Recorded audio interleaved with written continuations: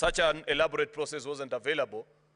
To the best of my recollection, I don't remember this kind of an exercise where the Senate is being invited to agree to charges initiated by the sister house and confirm them after listening to both parties that appeared before us in the National Assembly versus His Excellency Rigathi Gachagua the last 2 days. Mr. Speaker, I do this with a heavy heart because His Excellency the Deputy President is somebody that is well known to me. I consider him, Mr. Speaker, more than a colleague in the leadership of this country, more even than just a normal acquaintance in social circles. Majority Leader, you are called upon to give notice. Notice? Oh, okay. Apologies.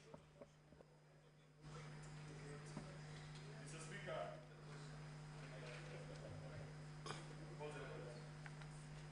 Next order.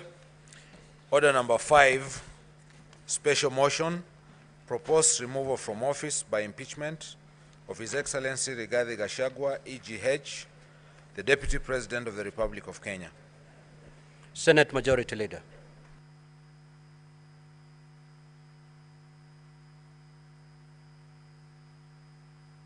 Mic, please. My apologies, Mr. Speaker. I now hereby move the motion, which is a proposed removal from office by impeachment of His Excellency Rigathi Gachagua, EGH, the Deputy President of the Republic of Kenya. That aware that the National Assembly on the 8th of October 2024 resolved with the support of 282 members, being at least 2/3 of all the members of the National Assembly, that pursuant to the provisions of Article 145(2), as read with Article 151(b) and 2 of the Constitution and the Standing Order 65(2) of the National Assembly Standing Orders, His Excellency Rigathi Gachagua, EGH, Deputy President of the Republic of Kenya, be removed from office by impeachment on the grounds specified in the special motion. Whereas by letter, reference NA/DLP/TBO/MTS 2024 into bracket 025, dated 8th of October 2024, and received in the office of the Speaker of the Senate on the 9th of October 2024, the Speaker of the National Assembly informed the Speaker of the Senate of the approval of the special motion by the National Assembly and further forwarded to the Speaker of the Senate documents in evidence of the proceedings of the National Assembly. Further, whereas pursuant to Article 145, as read with Article 151 and 2 of the Constitution and the Standing Orders 78 and 79 of the Senate had the National Assembly on grounds for the proposed removal from office by impeachment of His Excellency Rigathi Gachagua, EGH, Deputy President of the Republic of Kenya. And further, whereas pursuant to Article 145, as read with Article 151(b) and 2 of the Constitution and Standing Order 78 and 79 of the Senate Standing Orders, the Senate also had His Excellency Rigathi Gachagua, EGH, Deputy President of the Republic of Kenya, on the grounds of his proposed removal from office by impeachment of the Deputy President of the Republic of Kenya. Now, therefore, pursuant to Articles 145, as read with Article 151(b) and 2 of the Constitution and the Standing Orders 78 and 79 of the Senate Standing Orders, the Senate resolves to remove from office by impeachment His Excellency Rigathi Gachagua, EGH, Deputy President of the Republic of Kenya, on the following grounds. 1, gross violation of Articles 10(2)(a), (b), and (c), Article 27(4), 73(1)(a), and 2(b), Article 75(1)(c), and 129(2) of the Constitution, and Article 147(1), as read together with Article 131(2)(c) and (d) of the Constitution. Charge 2, gross violations of Articles 147 and 152 of the Constitution by undermining the President and the Cabinet and effective discharge of the national government's executive mandate. Charge 3, gross violations of Articles 6(2), 10(2)(a), and 174, 186(1), and 189(1), and the fourth schedule to the Constitution by undermining devolution. 4, gross violations of Article 161 of the Constitution on the institutional and decisional independence of judges. 5, gross violations of Articles 3(1) and 145(5)(a) of the Constitution on the fidelity to the oath of office and allegiance. Charge 6, serious reasons to believe that His Excellency the Deputy President has committed crimes under Sections 13(1)(a) and 62 of the National Cohesion and Integration Act. Charge 7, serious reasons to believe that His Excellency the Deputy President has committed gross economic crimes under Sections 45(1), 46, 47(a)(3), and 48(1) of the Anti-Corruption and Economic Crimes Act, and Sections 2, 3, 4, and 7 of the Proceeds of Crime and Anti-Money Laundering Act. Charge 8, serious reasons to believe that His Excellency the Deputy President has committed crimes by continuously misleading members of the public through false, malicious, divisive, and insightful remarks that are contrary to the provisions of Section 132 of the Penal Code and Section 29 of the Leadership and Integrity Act. Charge 9, gross misconduct that is incompatible with the calling and the dignified status of the office of the Deputy President and a member of the Cabinet and the National Security Council. His Excellency the Deputy President that has publicly attacked and undermined the work of the National Security Intelligence Services and its officers. Charge 10, gross misconduct by openly or publicly subordinating the President, who is the head of state and government. 11, gross misconduct by persistently bullying state and public officers. Mr. Speaker, I have observed that this is such a momentous task ahead, and I never imagined a few years ago, Mr. Speaker, that it will be possible after the journey that we have traveled with His Excellency the Deputy President in the political side that I belong to, that hardly 2 years down the line, I will have the difficult task of having to move the impeachment motion against him after listening to this case brought to this House by the National Assembly, in the case titled the National Assembly versus His Excellency Rigathi Gachagua. And the last 2 days, Mr. Speaker, together with other Kenyans, we have watched with lots of bewilderment, hard to believe pronouncements, and difficulty, Mr. Speaker, to believe that here is where we find ourselves as a nation. Despite the many challenges that we have gone through over the years, it was our hope, Mr. Speaker, that public officials would have picked up a lesson or two, especially those that are slightly older than yours truly, and many that are younger than me in this House, Mr. Speaker, and that in their conduct, they will reflect better the skills, demeanor, pronouncements of a leadership, Mr. Speaker, that this country continues to yearn for.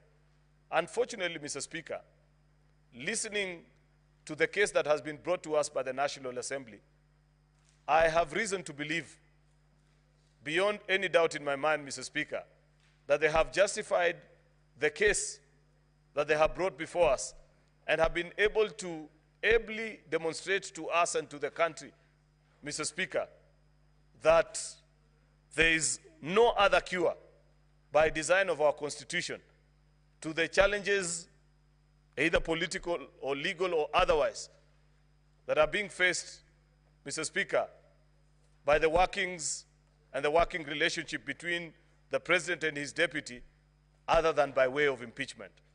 And the National Assembly has moved this House, Mr. Speaker, on 11 charges, blow by blow, with citations and examples in broad daylight, Mr. Speaker, showing and mapping, Mr. Speaker, that each charge, how it has been committed, Mr. Speaker, and how it violates either the Constitution or various laws of the Republic of Kenya. And therefore, Mr. Speaker, we are left with very minimal options. I have observed before this House, Mr. Speaker, that the Deputy President is personally known to me. I consider him a friend. I have had the opportunity to interact with him, learn a lot from him, Mr. Speaker, listen to his wise counsel sometimes. But this evening, Mr. Speaker, duty calls. And when duty calls, Mr. Speaker, there is very little that we can do. I am afraid, Mr. Speaker, that as legislators, as servants of the people, we have to listen to what the people are telling us. Mr. Speaker, we must appreciate that in 2010, when Kenyans went to the polls and brought about change via the new constitution, it was a call for us to have a better republic than had been observed previously since 1963. And there are various high ideals, high demands that have been placed in all of us that are in leadership. And I must add quickly, Mr. Speaker, that as you rise in stature from a member of a county assembly to a member of the National Assembly, senator, governor, deputy president, and eventually even as president, Mr. Speaker, that as you ascend in the hierarchy of leadership, the demands by the Constitution are even more.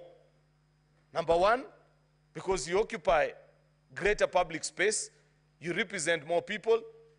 When you speak, Mr. Speaker, you say things that can affect either positively or otherwise the lives of millions of citizens.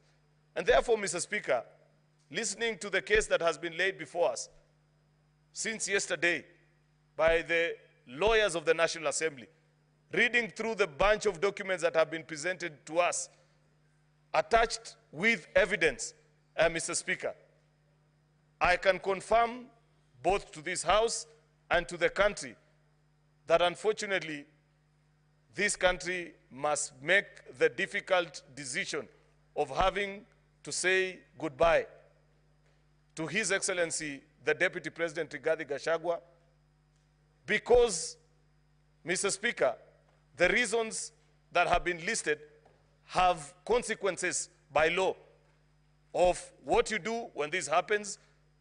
The National Assembly has demonstrated before us, Mr. Speaker, that on charge 1, that there are various articles of the Constitution, either through his utterances or his actions, Mr. Speaker, that have led other Kenyans to seriously believe and feel lesser Kenyans, Mr. Speaker, something that we thought we had slayed. We thought that we had worked so hard to build a cohesive society where it didn't matter after a political contest, Mr. Speaker, of who eventually wins, that you feel comfortable, you'd feel safe, you'd want to do business in any of our 47 counties, Mr. Speaker, and feel at home. Unfortunately, Mr. Speaker, listening to the utterances, reading through the response, Mr. Speaker, and the pleadings by his lawyers, and the pleadings and the admission, Mr. Speaker, by his own affidavit, Mr. Speaker, that either my good friend, the Deputy President, doesn't appreciate the higher calling that the office he occupies demands of him, or he has completely refused, Mr. Speaker, to accept the dictates of our Constitution. And when you get to that law, that place, Mr. Speaker, where there is conflict between man and our Constitution, then man must give way for our Constitution to thrive. That is a demand of a public office. Mr. Speaker, I know this is not an easy exercise. I have agonized and sat there wondering whether there could be other ways we could resolve this issue. And I know for a fact that there have been attempts, Mr. Speaker, not just this time, but previously. I know for a fact, Mr. Speaker, that there have been occasions where either religious leaders, friends, people from business circles, Mr. Speaker, have attempted actually to mediate through some of these conflicts. But unfortunately, Mr. Speaker, instead of getting better, things have gotten worse. What is the essence of this session that we are having? Mr. Speaker, after listening through an impeachment process, the Senate sits as a jury to make a decision whether to find guilty or acquit. But like has been observed many times, and I have reminded this House on all the occasions when I have moved impeachment motions the last few years, Mr. Speaker, is an impeachment is political and legal conjoined together. It's about political accountability It's about legal consequences of our actions as well, Mr. Speaker. There are political challenges, Mr. Speaker, that must be addressed. There are legal issues that have been raised as well, Mr. Speaker, which I want to believe when my colleague senators get the chance to address this House and convince each other. Perhaps people are watching and wondering, what is it that senators are doing at this hour? I believe that all the 67 of us that are here have had occasion to peruse through the evidence, listen, and this is a chance to share your thoughts about what you think and what is the proposed solution. I'm not sure, Mr. Speaker, whether my colleague senators will find the Deputy President guilty on all the 11 charges, or one, or two, legally speaker, or none. Mr. Speaker, I'm being quickly reminded by my colleague here that is possible. And that is fine, because it is based on what you had, what your mind is convinced about these particular charges that have been drawn, and what you think is best for this country, Mr. Speaker. I don't intend to be long, because I know, Mr. Speaker, we have agreed that we will do this not for a very long time. And I know there's so many of my colleagues that want to speak on this particular issue. But there are about 2 or 3 charges that I want to just focus my thoughts on, Mr. Speaker, and perhaps leave the rest to hear, to be convinced this way or the other by what my colleagues will pick. There is, Mr. Speaker, charge number 8, serious reasons to believe that His Excellency the Deputy President has committed crimes by continuously misleading members of the public through false, malicious, divisive, and insightful remarks that are contrary to the provisions of Section 132 of the Penal Code and Section 29 of the Leadership and Integrity Act.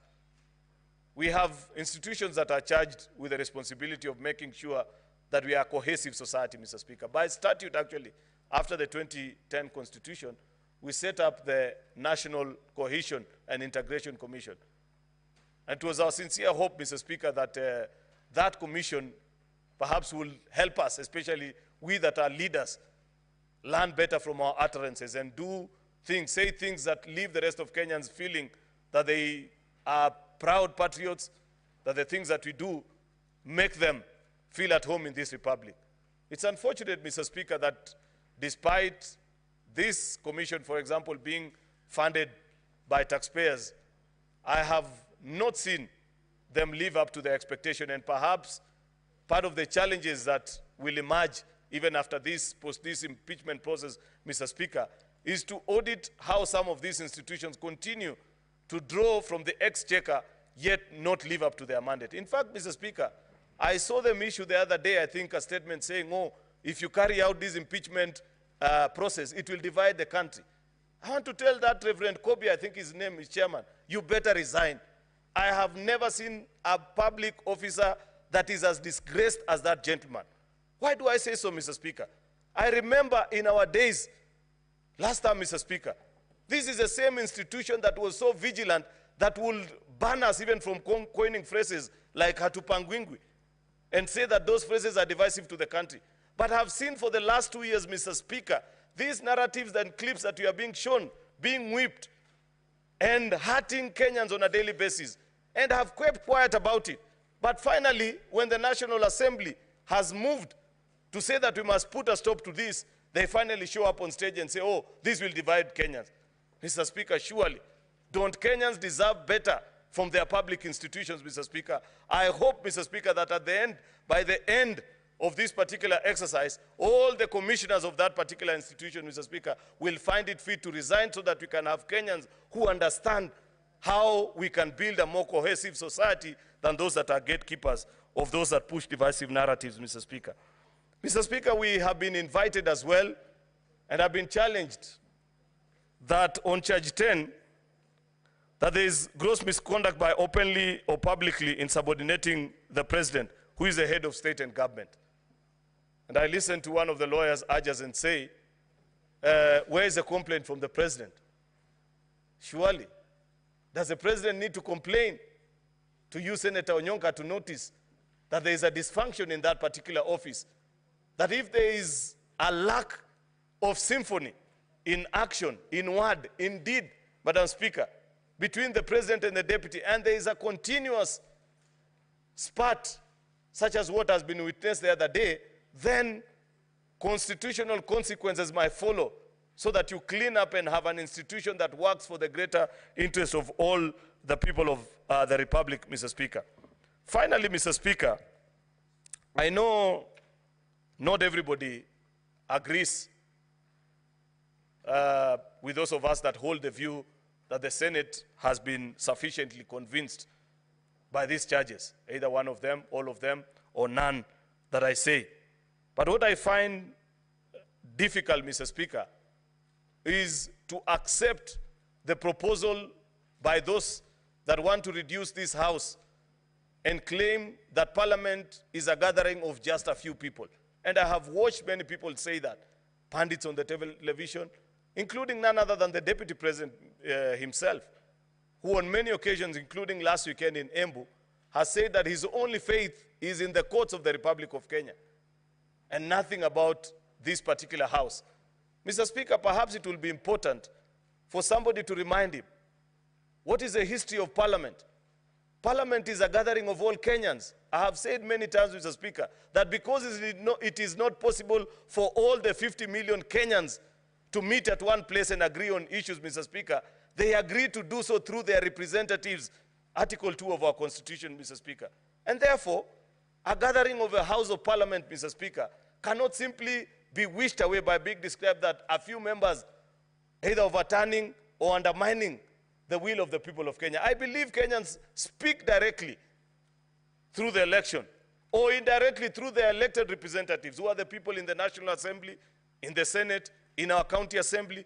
And therefore, Mr. Speaker, when institutions of accountability are dispensing their constitutional mandate, such as what we are doing today, Mr. Speaker, if you respect our Constitution, then respect the outcome and the processes that have been initiated and concluded in Houses of Parliament, Mr. Speaker, just as you do with courts of law.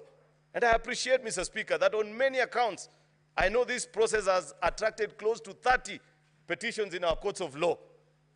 And I agree with the learned judges that have, Mr. Speaker, made a determination that you allow Parliament to conclude on its processes such that anybody who's not satisfied with the outcome, Mr. Speaker, can exercise their right to appeal. And therefore, Mr. Speaker, in the interest of time and knowing that many of my colleagues want to speak to this particular issue, I want to conclude it at that and request that the Senate Minority Leader, retired Justice Stewart Mazayo, the Senator for Kilifi, does go ahead and second this motion. I thank you, Mr. Speaker.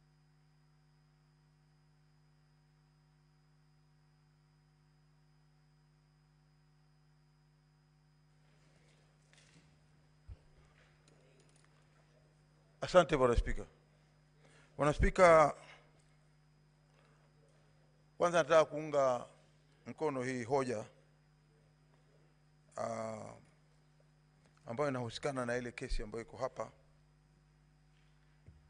ya kuweza kumngatua kwenye mamlaka naibu wa rais. Bwana Spika, katika kanuni zetu za kudumu kipengele cha 145 kinasimulia ama kinaongea juu ya vile rais ama naibu wa rais anaweza kuondolewa katika mamlaka. Bwana Spika, kitu cha kwanza ni kwamba katika mashtaka haya yote yaliyoko mbele yetu, ukosefu wa nidhamu au heshima kwa Wakenya.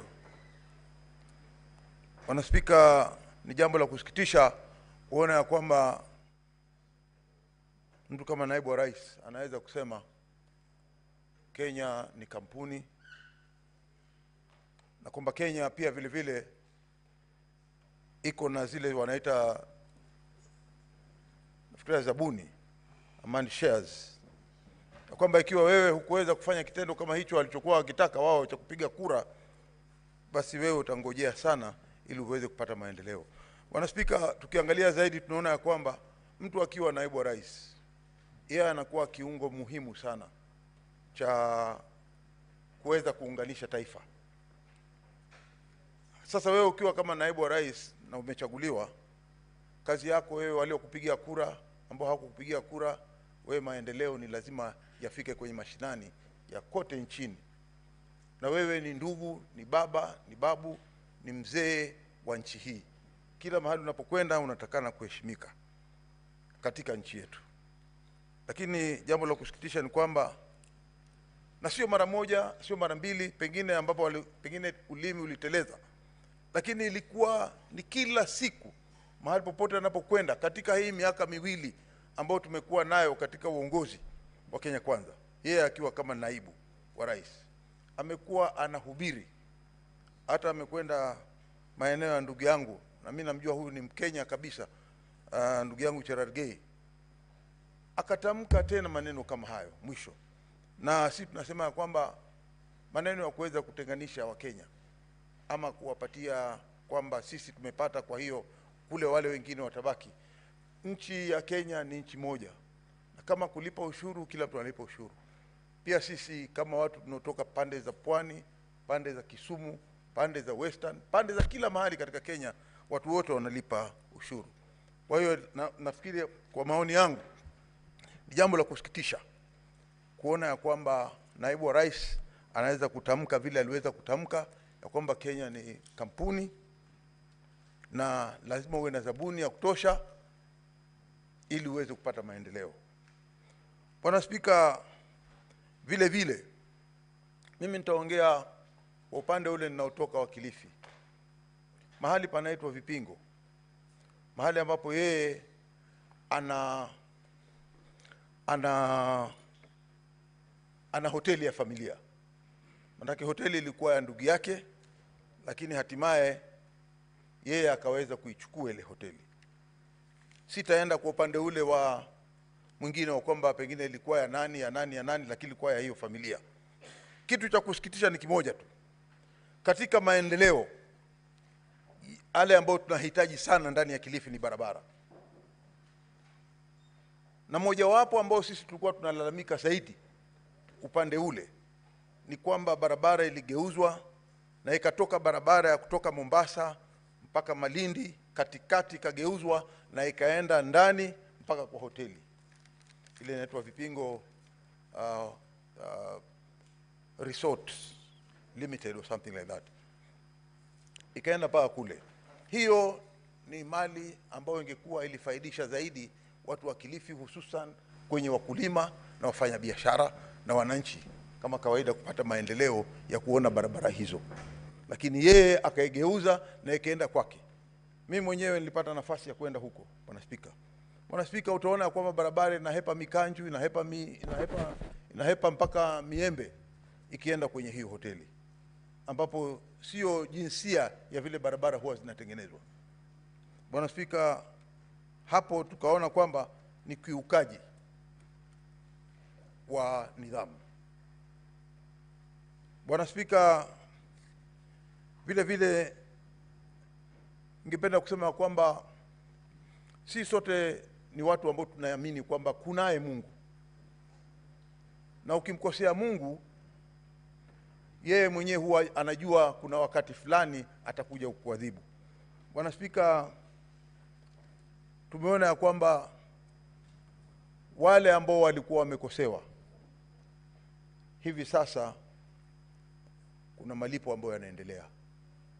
Bwana Spika, tukiangalia haya malipo ni kwamba imetokea kwamba zile mali zote, watoto wote wale wa yule ndugu yake mkubwa aliyefariki. Jambo la kusikitisha kuona ya kwamba mimi ama ndugu yangu yoyote hapa ndani ya Senate hatuombi, lakini ukifa kama mali yako haitakwenda kwa watoto wako, inaenda kwa ndugu yako na bibi yake na watoto wake. Tunaona hiyo pia ni ukosefu wa kuona nidhamu ndani ya familia, ambao wewe kama kiongozi wa familia unatakana uilinde na uitunze. Naona kwamba wameweza kupata maendeleo.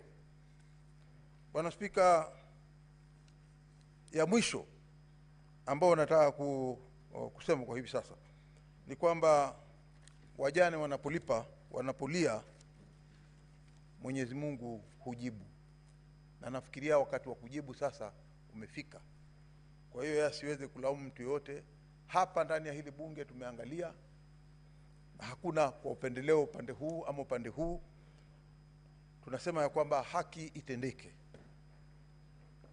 Mwisho nataka kusema ya kwamba pia kuna ile ya kwamba ikiwa tuko katika timu kama wewe uko katika cabinet, vile vile Bwana Spika, tunaona ya kwamba katika yeye akiwa kama mmoja wapo wale watu ambao wanaketi katika kamati ile ya kuangalia katika nchi ya ujasusi, yale NIS, alitamka mambo ambayo yalikuwa hayafai ya kuweza kulaumu kiongozi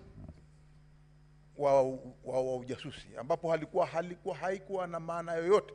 Kama kulikuwa kuna nia ya kusema kitendo kama hicho, angekuwa alimuita kamishna yule wa polisi IG, njoo hapa, na akamuita yule mkuu wa ujasusi, njoo hapa, na akaketisha pamoja. Je, wewe mkuu wa ujasusi uliweza kupeleka ripoti yako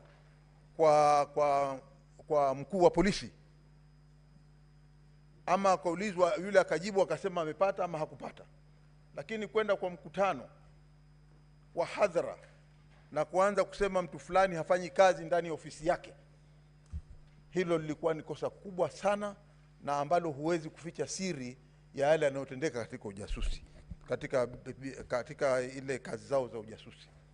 Bwana Spika, kwa vile mimi ninaona njia ambayo ameelekea na kazi zake hakuweza kuelekea kisawasawa, na mimi kwa maoni yangu, na najua ndio maoni ya wengi, imeonelea kwamba hapa sababu hizi ambazo zililetwa ya kwamba aliweza kukosea utendakazi wake, aondolewe katika mamlaka. Naunga hoja hii. Asante Bwana Spika.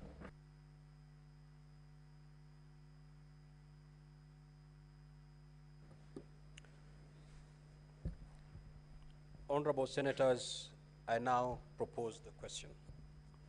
They're aware that the National Assembly on the 8th of October 2024 resolved with the support of 282 members, being at least 2/3 of all members of the National Assembly, that pursuant to the provisions of Article 145(2), as read with Article 151(b) and 2 of the Constitution, and Standing Order 65(2) of the National Assembly Standing Orders, His Excellency Rigathi Gachagua, EGH, Deputy President of the Republic of Kenya, be removed from office by impeachment on the grounds specified in the special motion. Whereas by a letter reference NA/DLP/TBO/MTS/2024 into brackets 25, dated the 8th of October 2024, and received in the office of the Speaker of the Senate on the 9th of October 2024, and the Speaker of the National Assembly informed the Speaker of the Senate of the approval of the special motion by the National Assembly, and further forwarded to the Speaker of the Senate documents in evidence of the proceedings of the National Assembly. Further, whereas pursuant to Article 145, as read with Article 151(b) and 2 of the Constitution, and Standing Orders 78 and 79 of the Senate Standing Orders, the Senate had the National Assembly on the grounds for the proposed removal from office by impeachment of His Excellency Rigathi Gachagua, EGH, Deputy President of the Republic of Kenya. And further, whereas pursuant to Article 145, as read with Article 151(b) and 2 of the Constitution, and Standing Orders 78 and 79 of the Senate Standing Orders, the Senate also had His Excellency Rigathi Gachagua, EGH, Deputy President of the Republic of Kenya, on the grounds of his proposed removal from office by impeachment on the Deputy President of the Republic of Kenya. Now, therefore, pursuant to Article 145, as read with Article 151(b) and 2 of the Constitution, and Standing Orders 78 and 79 of the Senate Standing Orders, the Senate resolves to remove from office by impeachment His Excellency Rigathi Gachagua, EGH, Deputy President of the Republic of Kenya, on the following grounds. 1, gross violation of Articles 10, 2A, B, and C, 27(4), 731A, and 2B, 751C, and 129(2) of the Constitution, and Article 147(1), as read together with Article 131, 2C, and D of the Constitution. 2, gross violation of Articles 147.1 and 152.1 of the Constitution by undermining the President and the Cabinet and the effective discharge of the national government's executive mandates. 3, gross violation of Articles 6.2, 10, 2A, 174, 186.1, 189.1, and the fourth schedule to the Constitution by undermining devolution. Gross violation of Article 60, 161 of the Constitution of the institutional and decisional independence of judges. 5, gross violation of Articles 3.1 and 148.5A of the Constitution on the fidelity to the oath of office and allegiance. Number 6, serious reasons to believe that His Excellency the Deputy President has committed crimes under Sections 13.1A and 62 of the National Cohesion and Integration Act. Number 7, serious reason to believe that His Excellency the Deputy President has committed gross economic crimes under Section 45.1, 46, 47A, 3, and 48.1 of the Anti-Corruption and Economic Crimes Act and Sections 2, 3, 4, and 7 of the Proceeds of Crime and Anti-Money Laundering Act. Number 8, serious reason to believe that His Excellency the Deputy President has committed crimes by continuously misleading members of the public through false, malicious, divisive, and insightful remarks that are contrary to the provisions of Section 132 of the Penal Code and Section 29 of the Leadership and Integrity Act. Number 9, gross misconduct that is incompatible with the high calling and dignified status of the office of the Deputy President and a member of the Cabinet and the National Security Council. His Excellency the Deputy President has publicly attacked and undermined the work of the National Security Intelligence Service and its officers Number 10, gross misconduct by openly or publicly insubordinating the President, who is the head of state and government. And number 11, gross misconduct by persistently bullying state and public officers. Now, honorable senators, the floor is open to debate. The Honorable Senator Fernandi, Senator Samson Cheranke. As we have already agreed, you have a maximum of 5 minutes. You need not take the maximum 5 minutes. Thank you, Mr. Speaker. I want to say from the onset, this is very momentous. This is the true test of Constitution 2010, because in history we are used to impeaching governors, not the Deputy President, Mr. Speaker, sir. On this process that has ongoing, Mr. Speaker, although, as I begin, I want to wish my brother and friend, Rigathi Gachagua, a quick recovery after that unfortunate incident. Mr. Speaker, the process largely has gone on well until the adherence of Article 50, Mr. Speaker, where we have not succeeded in giving fair hearing to the to Deputy President, Mr. Speaker. The reading of Article 145, and I want to bring to the attention, 4, does not specify the timeline on which the Deputy President removal can be listened. It is only by the special committee that it provides for 10 days. So, Mr. Speaker, that was very unfortunate, Mr. Speaker, in the principle that justice should not only be done, but to be seen to be done, Mr. Speaker. Many Kenyans are asking questions, Mr. Speaker, what really happened? Number 3, Mr. Speaker, in observation, we didn't even allow state officers, a full-time governor, Mr. Speaker, to participate. This matter was decided in Constitutional Petition 204 of 2019, where state officers were barred by Justice Eric Ogola, Mr. Speaker. When you look at the issues, Mr. Speaker, because of limitation of time, on various grounds, like, for example, on the grounds for renovation of the office of the Deputy President, the funds were appropriated by the National Assembly. Yet the same National Assembly is accusing the Deputy President, who is not even an accountant. The accountant is a different person, Mr. Speaker. Or even on the KEMSA issue on the bully, in the grounds that they have been set, Mr. Speaker, they are saying that the Deputy President bullied KEMSA, Mr. Speaker, but there is no proof that that tender was awarded to the specified companies that were provided, Mr. Speaker. On even the aspect of devolution, The chairperson of Intergovernmental IBEC is the Deputy President of the Republic of Kenya, Mr. Speaker. It is unfortunate that we are coming to circumvent the same law and accuse the Deputy President of undermining devolution, Mr. Speaker. Even on Kambini Vipingo road, Mr. Speaker, no one adduced the evidence that this road is either public or private, Mr. Speaker. Mr. Speaker, on the aspect, even on unexplained wealth, Mr. Speaker, you saw the mover did not give us a wealth declaration form from EACC to show us unexplained wealth of Deputy President, 5.2 billion, Mr. Speaker. So, Mr. Speaker, the grounds that have been adduced before the House stands on the quicksand, Mr. Speaker. And if you realize, on the 11 grounds, the mover was on a fishing expedition, Mr. Speaker. And therefore, I don't know, because they say, Mr. Speaker, even when you read, I know impeachment proceedings either political, because it is impeachable, because they are neither high crimes, criminal, but based on the test of probabilities, Mr. Speaker. Mr. Speaker, and therefore, even when you look at many other aspects, Mr. Speaker, I want to challenge members, even as we go and vote, Mr. Speaker.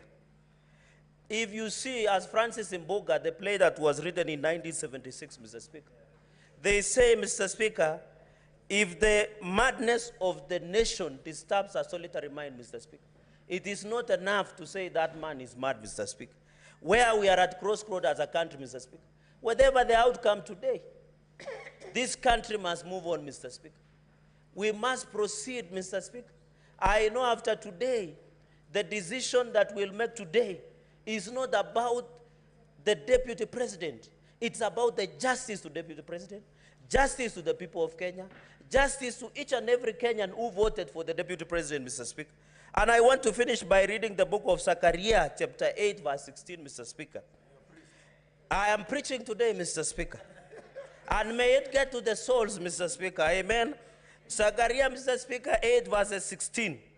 And even Glenn Washington, Mr. Speaker, and Morgan Heritage in Reggae, they say a man is not guilty until it is accused of being. Mr. Speaker, in Zechariah 8, verse 16, these are things that you are to do. Speak truth to each other and render true and sound judgment in courts.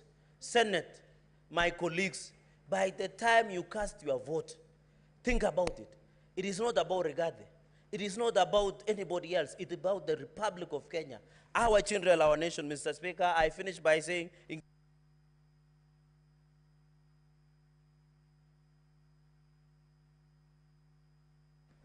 Senator Enoch.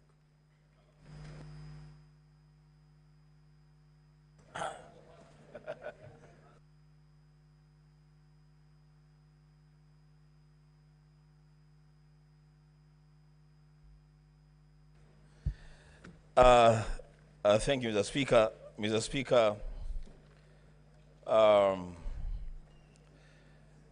there is a reason why my colleagues call me bishop, others call me pastor. Mr. Speaker, the book of Deuteronomy, chapter 19, from verse 18 to 19. It says that the judges shall inquire diligently, and if the witness is a false witness and has accused his brother falsely, then you, the judges, shall do to him as he had meant to do to his brother. So you shall purge the evil from your midst.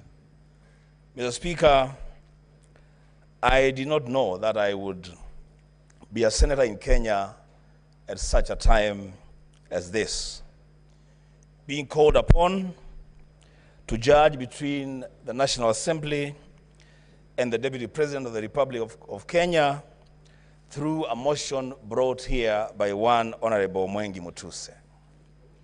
But Mr. Speaker, here we are, and where duty calls, I will answer the call with courage and guided by a deep desire for that which is good for our nation.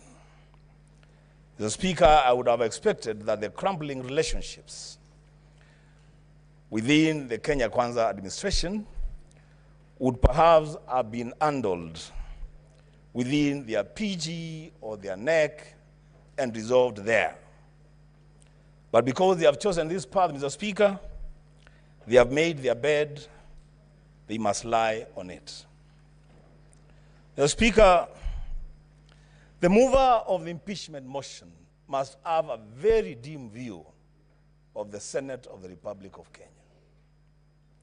He comes to us with innuendos, falsehoods, sensational statements, and dropping of numbers without a shred of evidence. The Speaker, he begins his own illustration by saying sometimes in 2023, he goes on, the Speaker, to speak about at another forum in September 2024. Mr. Speaker, we are debating an impeachment motion of the Deputy President of the Republic of Kenya. The least that these judges would have expected, the least that this country would have expected, is due diligence on the mover of the motion. Getting every event and every date right. In fact, going down to the minute, to the second. This is a serious issue, Mr. Speaker. But Mr. Speaker, because of time, I will say two things. One, let it be known to this House and to this country that those of us who subscribe to the ideals of the Azimio One Kenya Alliance are totally and grossly opposed to the idea of a government of shareholding. We don't subscribe to that idea. We believe in an all-inclusive government where every person and every region have their space in this country. But Mr. Speaker, when that matter was presented to us as an accusation, as a ground for impeachment of the Deputy President, during cross-examination and going through the evidence table before the Senate, it is clear to this House, it is clear to this country, that the idea of a government of shareholders is a foundational policy of the Kenya Kwanza administration. The signature for that policy is appended by none other than the party leader of that coalition, the President of the Republic of Kenya, the Speaker of the National Assembly, the Chief Cabinet Secretary, and Mr. Speaker, I would dare say, don't drag the Speaker of the Senate to this because he's not part of this. Mr. Speaker, you cannot punish the Deputy President, the principal assistant to the President, for undertaking the role of being the assistant to the President. He is just expounding on a policy that his boss assigned and made public. The Speaker, oh my goodness. The Speaker, lastly, if you allow me,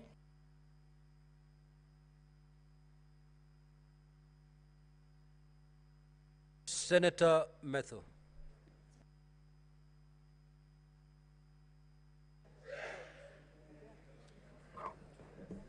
Thank you very much, Honorable Speaker.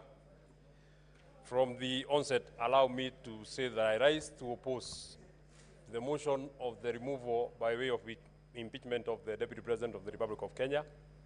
And Honorable Speaker, for the last 2 days, today and yesterday, we have been treated to a charade of allegations, accusations, which, in my opinion, have not been substantiated either by the mover of the motion, the Honorable Mwengi Mutuse, or the advocates who he came with, or the advocates that are on record for the National Assembly. And Honorable Speaker, I am actually quite surprised that one of the advocates who appeared to represent the National Assembly tells us that the Honorable Mwengi Mutuse, his was only to allege.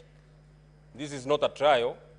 He didn't have to substantiate. He only needed to allege, and out of the allegation, then it should be carried, and we need to remove Honorable Deputy President from office. Honorable Speaker, looking at the evidence that the Honorable Mwengi Mutuse put in his motion, and the cross-examination that was here, the evidence that he brought to the House, he had 22 companies that he had listed.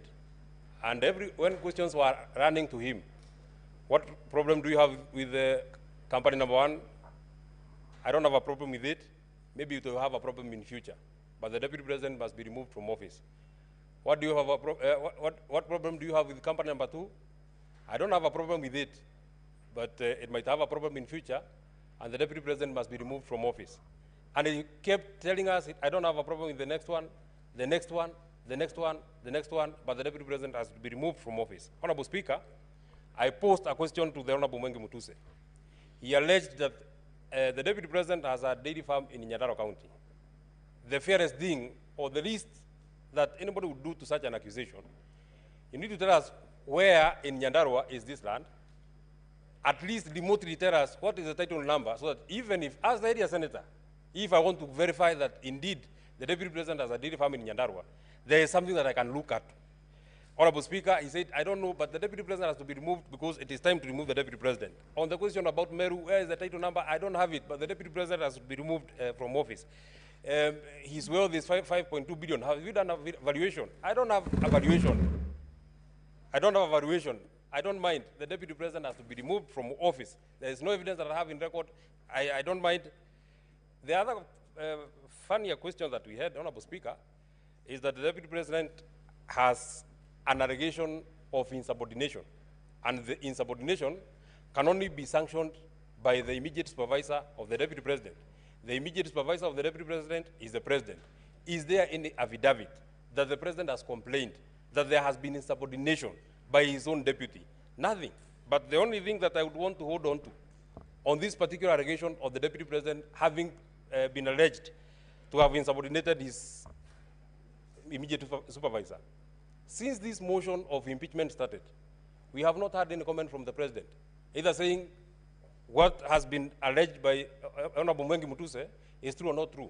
So I want to believe that beyond the owner of the motion of the Honorable Mwenge Mutuse, the president is the bigger owner, because he has not denied that this is there has been an insubordination.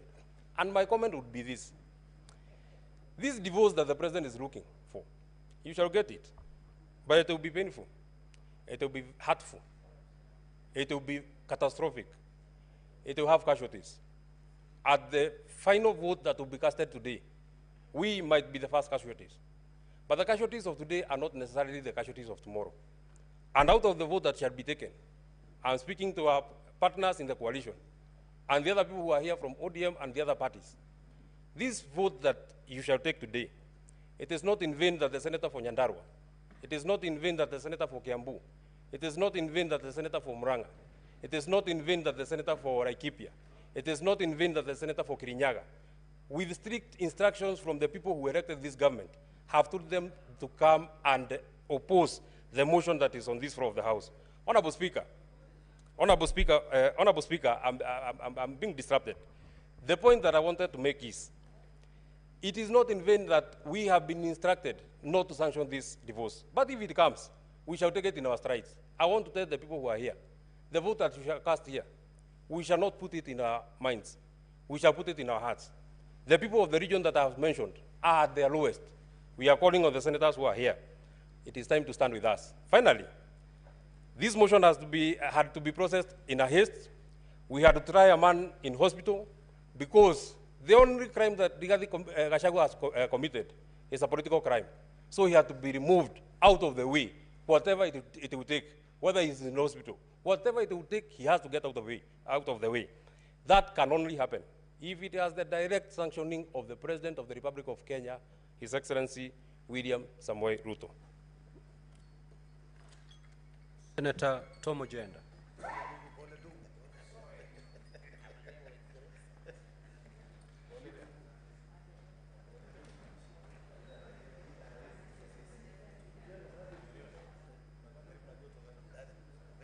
Honorable Speaker, it is with a heavy heart that I stand in Senate today to comment on the motion and the 11 charges that have been preferred against the Deputy President, His Excellency Rigathi Gachagua.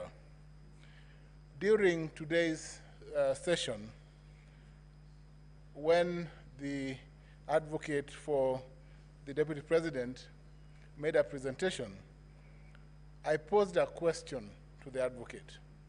And the question, Mr. Speaker, sir, related to the share question which informs count one. Count one is on gross violation of Article 10.2, Article 73, Article 75, 129, 147, and 131 of the Constitution. Mr. Speaker, sir, it is inconceivable that certain regions of this country, in view of the Deputy President, cannot and do not form part of the so-called, Mr. Speaker, sir, the shareholders in this country. To me, Mr. Speaker, sir, the shareholding question and paradigm that the Deputy President has so eloquently, for the longest time possible, stuck to since the election, is the lowest, Mr. Speaker, sir, that he has gone. It is the lowest, Mr. Speaker, sir, because this morning, the advocate was unable to respond to the shareholding percentage for Kisumu County, Siaya County, Migori and Homa Bay counties, Mombasa County, and many other counties, including West Pokot, Trans Nzoia, Mandera, Marsabit, and Vihiga counties. Mr. Speaker, sir, the shareholding question violates expressly Article 10.2b of the Constitution. Senator Tabitha Karanja.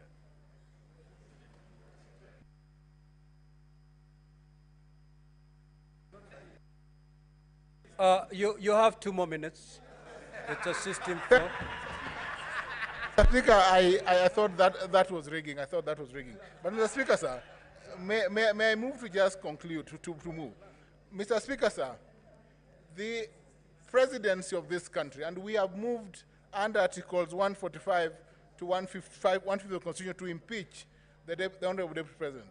The embodiment of the role of the President at Article 131 of the Constitution, Mr. Speaker, sir, the President is the embodiment of this country. He represents this country, and therefore, Mr. Speaker, sir, any coalition agreements of any nature must crumble in the face of Article 131 upon election. The President and his deputy, who is his assistant, must, Mr. Speaker, sir, embrace the principles of inclusivity and Article 10 and be the face and represent all the people of this country. Submissions made by councils for the National Assembly to the effect, Mr. Speaker, sir, that any instrument, be it a political agreement deposited with the registrar, Mr. Speaker, sir, that violates this principle of necessity, Mr. Speaker, sir, are unconstitutional. And it is in the face, Mr. Speaker, sir, of this first count that I will vote in favor of the impeachment of the Deputy President. Mr. Speaker, the other counts that are set out and that relate to violation of the principles of national cohesion, Mr. Speaker, sir, have been proven by the submissions made before this House this afternoon. Violation of Article 147 and 152 of the Constitution have been proved as set out in the charges framed by the National Assembly. Mr. Speaker, for the first time, let me say this, that this country must pull together in one direction.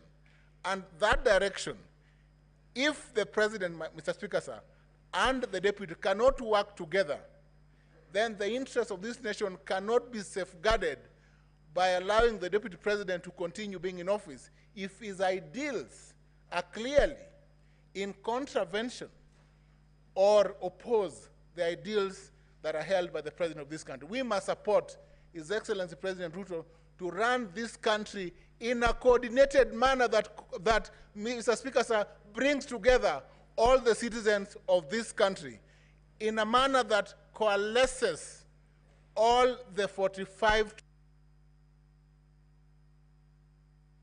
Senator Tabitha Karanja.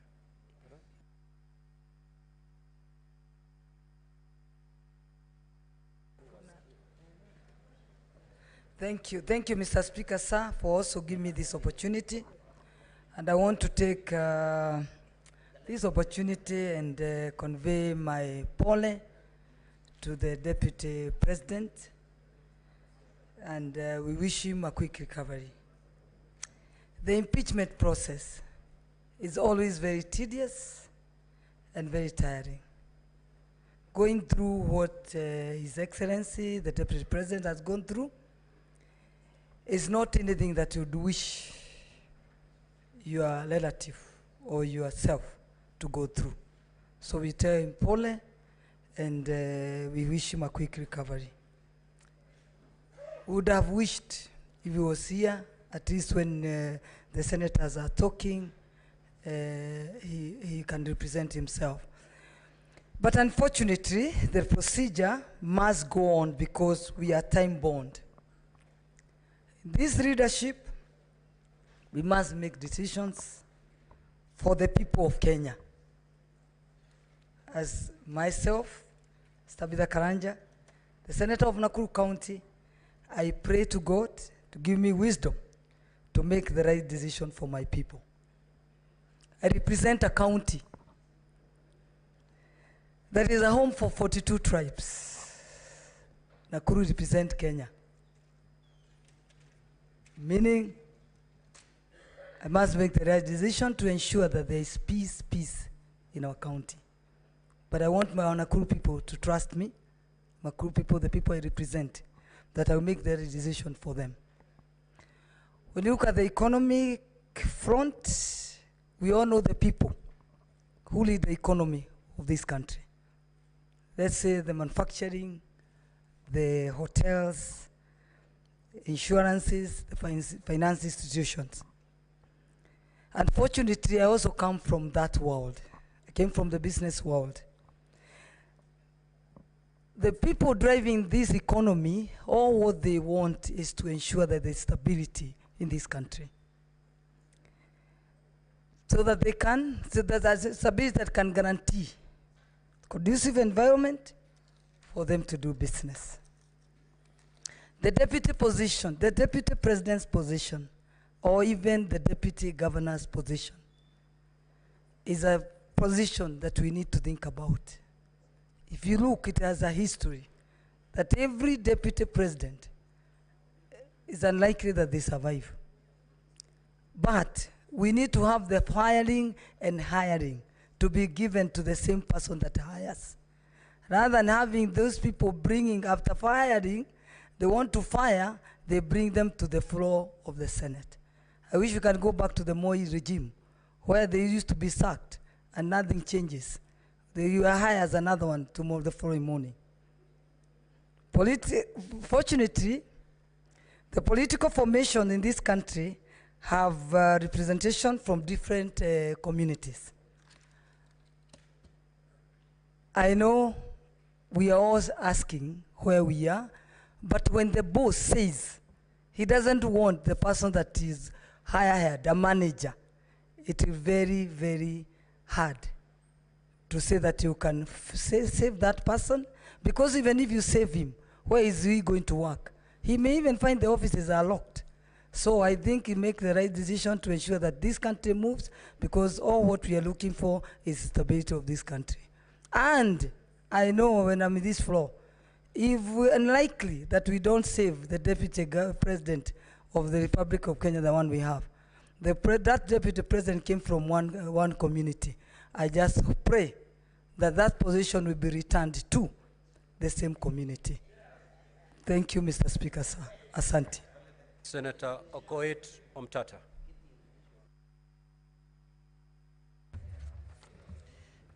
Thank you, Mr. Speaker. I stand here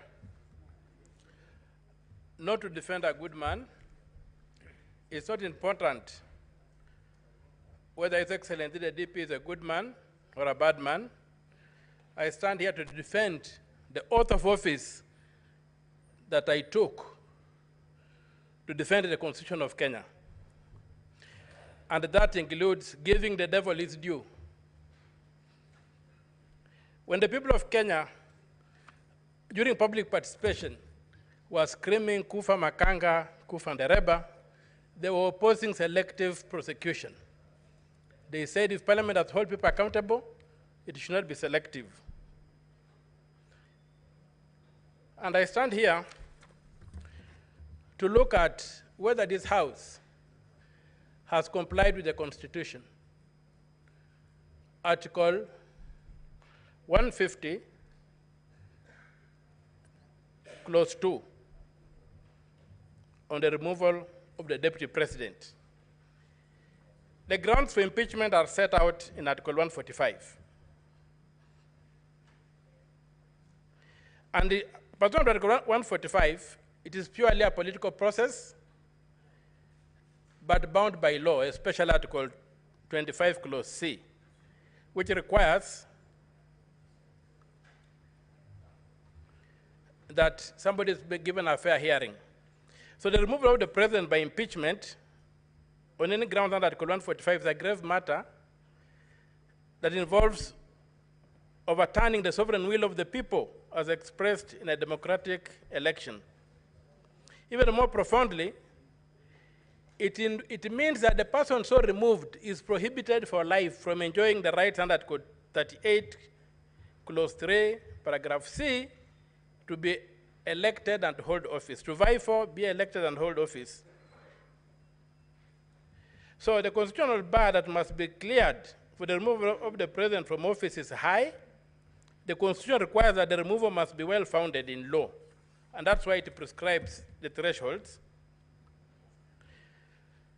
And it must be objective. It is not a simple matter of numbers in the National Assembly and in the Senate. An impeachment is not a vote of no confidence. We must distinguish that. A vote of no confidence is a simple matter with no standards. It's just a political thing that you make, and somebody resigns from office, but he can come back and get to office again. This is an impeachment.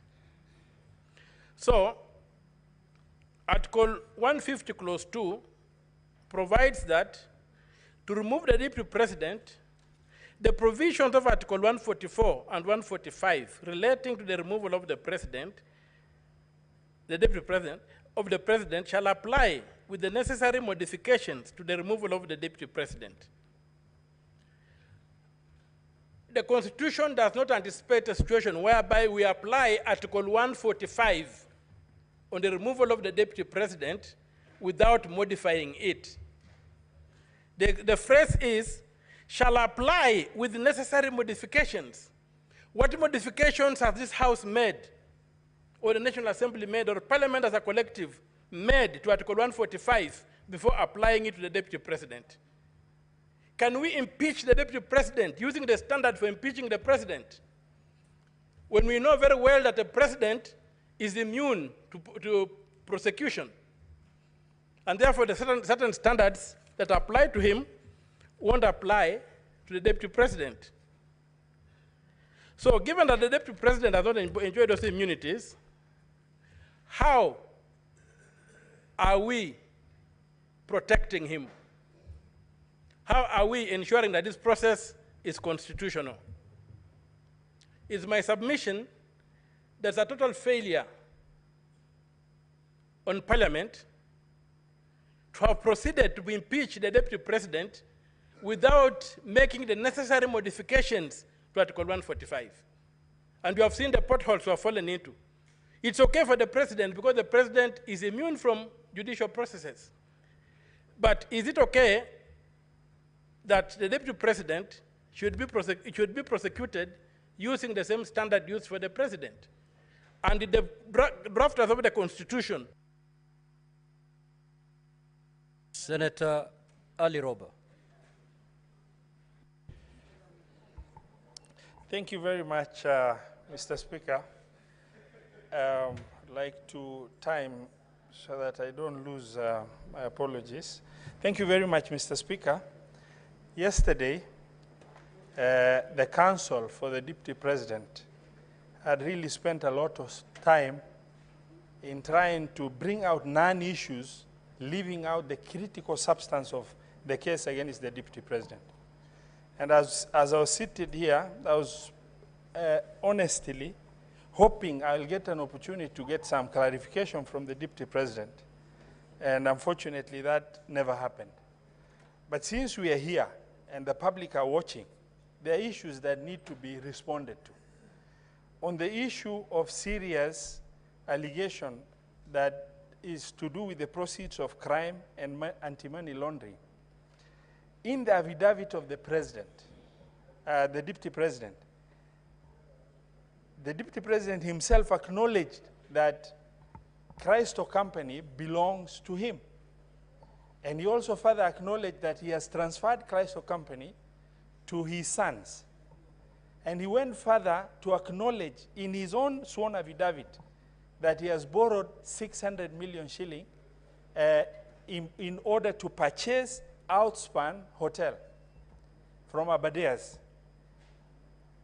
But in the evidence that is filed, that is before us, he only provided a letter of offer from a bank and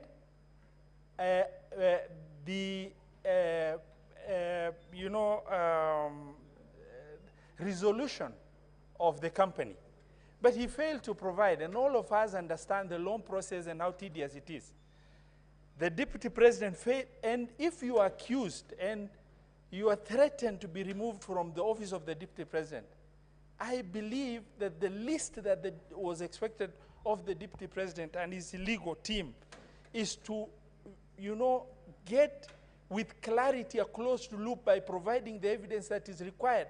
For example, there is no provision in that in the evidence and that is filed before us of what happened after an offer was made.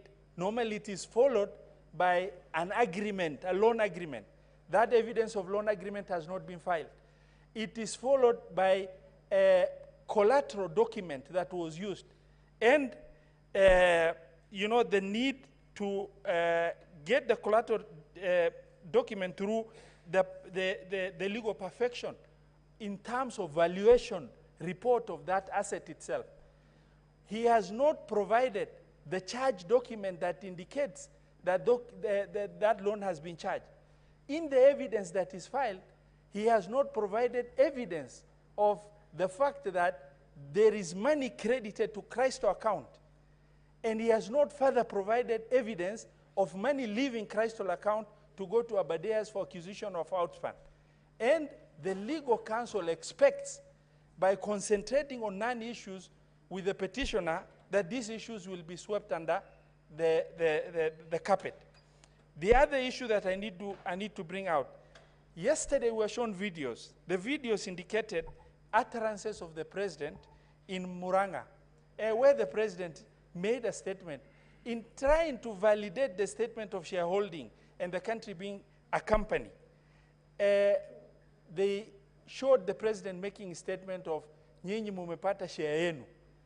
But that was a statement of inclusivity in context, as opposed to the Deputy President's statement everywhere he has gone, that is, assertive utterance of exclusivity within the population in this republic. Mr. Speaker, sir, Article 145 of the Constitution and 146, 2A indicates that should the unforeseen eventuality happens, where the president ceases to be, God forbid, the Deputy President takes over to finish the term of that presidency. The question I kept on asking myself, can this Deputy President, can I really call this Deputy President my president in the context of this division that has been ongoing? Mr. Speaker, sir, when you are the second in command in the country and you sit,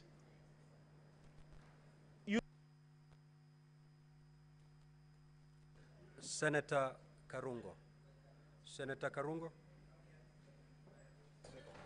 No, I want to speak from the floor.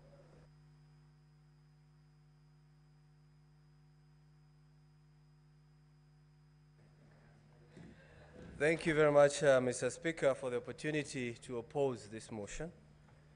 I stand to oppose, and I'll start from where I left by saying that children deserve the most honest and thoughtful answers. And allow me, when I give my point, to talk to my children and the children of patriots of this country, Mr. Speaker. Mr. Speaker, cutting off the neck does not cure headache, Mr. Speaker. Mr. Speaker, it is one thing to condemn a healthy person and another to condemn someone who is sick or bedridden. Today, we were told the Deputy President fell ill, and he requested for time for us to give him an opportunity so that we can hear him. But that opportunity was not granted because we're in a hurry, and yes, I think we are. I don't know to where. Mr. Speaker, this is an impeachment in absentia. And I believe, Mr. Speaker, without contradiction, that probably it is a flawed process, Mr. Speaker. And for some reason or at some point, I was not able even to know who we are impeaching. Is it the Deputy President or the Governor of Siaya, Mr. Speaker? Why am I saying that? Because our standing orders, Standing Order 81 and Standing Order 80, says when a governor should appear before us. And we saw a governor standing there, Mr. Speaker. So sometimes I was asking myself, maybe the governor impeached himself by just appearing to us, Mr. Speaker. And I want to tell you, Mr. Speaker, when you listen to Mr. Mutuse, the main witness, when we ask him questions, he was saying this is just a prima facie, prima facie, prima facie. I'm not a lawyer. I Googled, and it says, prima facie says on first sight. So we are impeaching the Deputy President on allegation of at first sight. Mr. Speaker, we don't even love at first sight nowadays. But we have made the process of impeaching a Deputy President so easy than kicking out a nagging boyfriend or a nagging girlfriend. So I stand here from Kiambu saying that, Mr. Speaker, I'm not going to impeach the Deputy President because listening to the accusation here, they are not enough. They do not meet the threshold of removing somebody from the office. You ask Mutuse here, you had it. Mr. Mutuse, tell us. He says, I was not in an investigation journey. Mr. Mutuse, I just imagined. Mr. Mutuse, I don't know. Mr. Mutuse, I believe. Mr. Mutuse, Senate, believe me. Even if you don't believe me in one occasion or in one ground, just take one, the one that you love, Mr. Speaker. Mr. Speaker, it's sad that my brother, a person from my area or my region, the Deputy President of this country is being impeached. And I want to talk to the majority leader, person I really respect, and also the senator for Bomet, Mr. Sigei. When we hope to save a brother, remember us when we ask you to save our brother, Mr. Speaker. Mr. Speaker, as I conclude on this issue, Mr. Speaker, he who assesses the integrity of others must exemplify an even higher standard of integrity on himself. I want to ask you members, please, as I go down to write your names or the sins on the ground, and I'm not calling myself Jesus, ask yourself, would you be the first one to throw the stone on the Deputy President? And Mr. Speaker, I am going to leave this by saying I'm going to vote on all 11 counts. No, no, no, no, no. I'm going to vote no. And I'm going to leave you with one quote I've read from a member of parliament from Gatondo North, who has said, Mr. Speaker, and I read, the dog is not sick, it's just afraid, facing its last 2 hours of power forever, Mr. Speaker. Those are the MPs who kicked out the Deputy President. They are now calling him a dog. Maybe even this motion, Mr. Speaker, was brought by some people who are suffering from mental issues, Mr. Speaker. I'm going to say that because how do you call a Deputy President is a dog and he's not sick and he's only waiting to get out of power for 2 hours? I ask you, brothers, please do not play along the galleries. Respect the Deputy President, Respect the people of Murima, and I leave you with Exodus 19, verse 12, Mr. Speaker. We were told if you touch a widow, you die. It says if you touch the mountain, you die. I vote no. Senator Sifuna. Senator Edwin Sifuna. Honorable Speaker, let me join you and the others who have sent their sympathies to His Excellency Rigathi Gachagua. We wish him a quick recovery so that he can come back. Honorable Speaker, I think it is a very unfair accusation that we are impeaching somebody whilst in hospital. It has been said here, Honorable Speaker, that nobody can predict when you can be taken ill. It can happen to any one of us. And therefore, we did not plan that the Deputy President would not be here to also be able to present his case. And as Senator Roba has said, many people were in fact waiting to also get some clarifications from some of the pronouncements that have come from the Deputy President. Honorable Speaker, I want to also thank the parties that have taken time to appear before us, the case by the National Assembly, and of course the very able representation of the Deputy President. Honorable Speaker, it is clear that the case by the National Assembly is not perfect. But I have agonized over some of the issues that have been raised by the National Assembly. And Honorable Speaker, allow me to begin with ground one, where the Deputy President is accused of violation of Articles 27(4), which, Honorable Speaker, makes it unconstitutional for you to discriminate on, among other grounds, Honorable Speaker, on the grounds of belief. Secondly, Honorable Speaker, there is also an express provision under Article 73 on the same, and Article 33 3D that specifically deals with speech, Honorable Speaker, that constitutes advocacy for hatred on the basis of discrimination. Honorable Speaker, yesterday when I put this question to the legal team of the Deputy President, I was expecting a proper explanation, but of course, you all saw that they chose to throw snide remarks. Senator Gataya and Senator Tabitha. Please pause my time. When Senator Tabitha, you're speaking, Pause my time. senators give you a pin drop silence. The same must be extended to the senator for Nairobi City. Sit down, Senator Mofire. Proceed.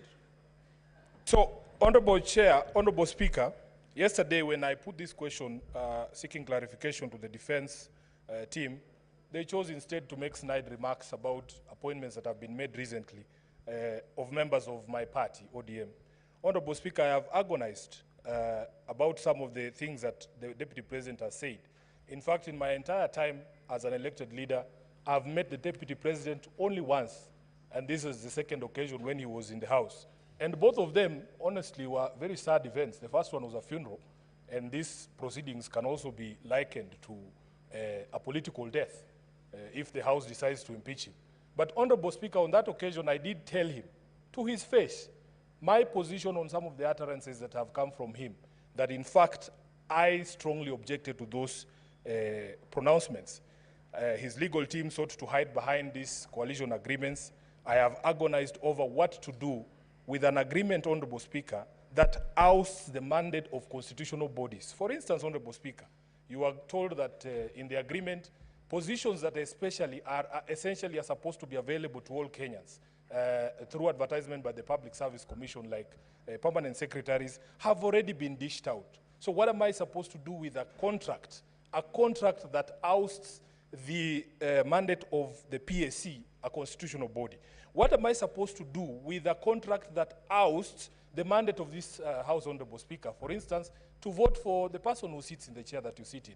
And if memory serves me right, Honorable Speaker, members who are not signatories to the coalition agreement of Kenya Kwanza, in fact, participated in voting for you to become the Speaker. And many of them were members of my political party, ODM, although, of course, I was not one of them. Honorable Speaker, there is a position in law about what to do with illegal and unconscionable contracts. I feel that the Deputy President wasted an opportunity to give clarification on his pronouncements, that, Honorable Speaker, he chooses to hide behind a contract that I consider unconstitutional is something that I have agonized over. Honorable Speaker, one of the questions that was posed to him is what, I remember a discussion about which is what are the strongholds of ANC and Ford Kenya. And somebody said that it is Western Kenya. Honorable Speaker, as SG of ODM, I know for a fact that Busia County is an ODM county. In fact, if you look at the statistics at the Register of Political Parties, the county with the highest membership in ODM is not Homa Bay or Siaya. It is actually Busia County. So the question I'm being asked by my members from Busia is, Honorable Speaker, if a member of ODM who resides in Busia wanted to be a permanent secretary, does he take his application to the local Ford Kenya office so that he can access the 30% for Western Kenya? And that is the agony, Honorable Speaker, that people are going through. Honorable Speaker, there was also the conversation around the public attacks on a judge. As a lawyer, as an advocate of the High Court, sworn to defend the Constitution, I agonize over what I'm supposed to do with public attacks on judicial officers, Honorable Speaker, people that I appear before seeking justice for my clients. Honorable Speaker, we have a discussion around also attacks on intelligence institutions in our country and the Director General of the Intelligence. Honorable Speaker, it was argued here that in fact, as a member of the National Security Council, the Deputy Speaker has a forum, the Deputy President has a forum to bring up Senator Karen Nyamu.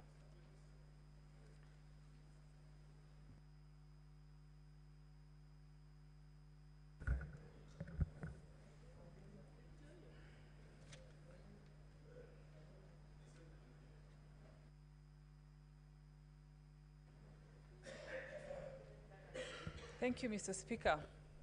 I can assure you, Mr. Speaker, none of us is enjoying these proceedings of an impeachment motion against the Deputy President, and particularly those of us from the government side, the Kenya Kwanza Coalition. And for obvious reasons, Mr. Speaker, because he has been our leader, we have been in the trenches with him, fighting for this government, and so it has come to this, and I can assure you we are not particularly very excited about it. I personally have interacted with him on numerous occasions. If you look in the internet, Mr. Speaker, you will see photos of me dancing with the Deputy President, Mr. Speaker. I have followed these proceedings very keenly, all the 11 counts. One, the gross violations of the Constitution, Article 10(2), the one that talks about the conduct of public officials, including the Deputy President. The one that talks about him being a principal assistant of the President and an extension of the presidency, Article 147, that talks about his insubordination, and one that Sifuna has talked about, Article 160, that deals with undermining public institutions, and particularly the judges, Mr. Speaker. I have been born and grown up in Nairobi County, in Eastlands particularly. And where I come from, when we grow up, we are not even aware of each other's tribe. Our neighbor could be from any other tribe. And so when I hear the Deputy President talking and allocating shares to citizens, I am aware that he's excluding more than half the population of Nairobians from service delivery, the same people that me and Sifuna are always here fighting for, every day, for allocations and for services, Mr. Speaker. And as if that was not enough, he was in the CBD the other day, addressing Nairobians in the Kikuyu language, assuming that all Marikiti traders are Kikuyus, Mr. Speaker. Nothing can be further from the truth. And sowing seeds of tribalism in Nairobi is very, very dangerous. If you have seen the slum setup, where people live together, all tribes together, I do not want to imagine if you sensitize these people and make them aware of their tribes and their lack of shares in their own country, Mr. Speaker. And finally, in future, I want to call upon presidential candidates to make it a very critical attribute of their running mates to have political maturity and to have a national outlook, Mr. Speaker. Because to some extent, we want to put some blame on the president, because we are wondering what he looked at when he picked his running mates. Thank you, Mr. Speaker. Senator Kajuang.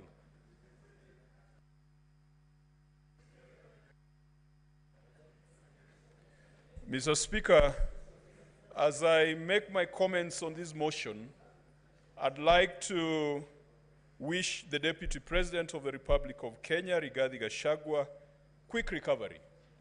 He is still the President of the Republic of Kenya as at 9:19 p.m. on the 17th of October until any decision is made. He's still the Deputy President of the Republic of Kenya.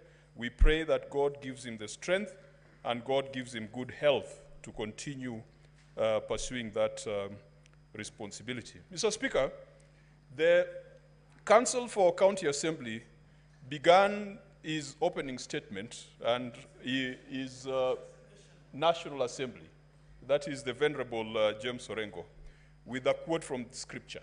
Mr. Speaker, allow me also to go to Scripture. And this time I will go to the book of John. In the book of John, chapter 8, we get the story of the adulterous woman. Mr. Speaker, Jesus Christ is teaching his disciples at the temple early in the morning, and the scribes and the Pharisees early in the morning drag a woman to his presence and say that this woman has been caught in the act of adultery. The Bible says that she has been caught, and I quote, in the very act of adultery. Mr. Speaker, what surprises me in this passage is that the woman who was caught in the very act of adultery has been produced, but the man who contributed to the adultery was not brought before Jesus Christ in the temple. Mr. Speaker,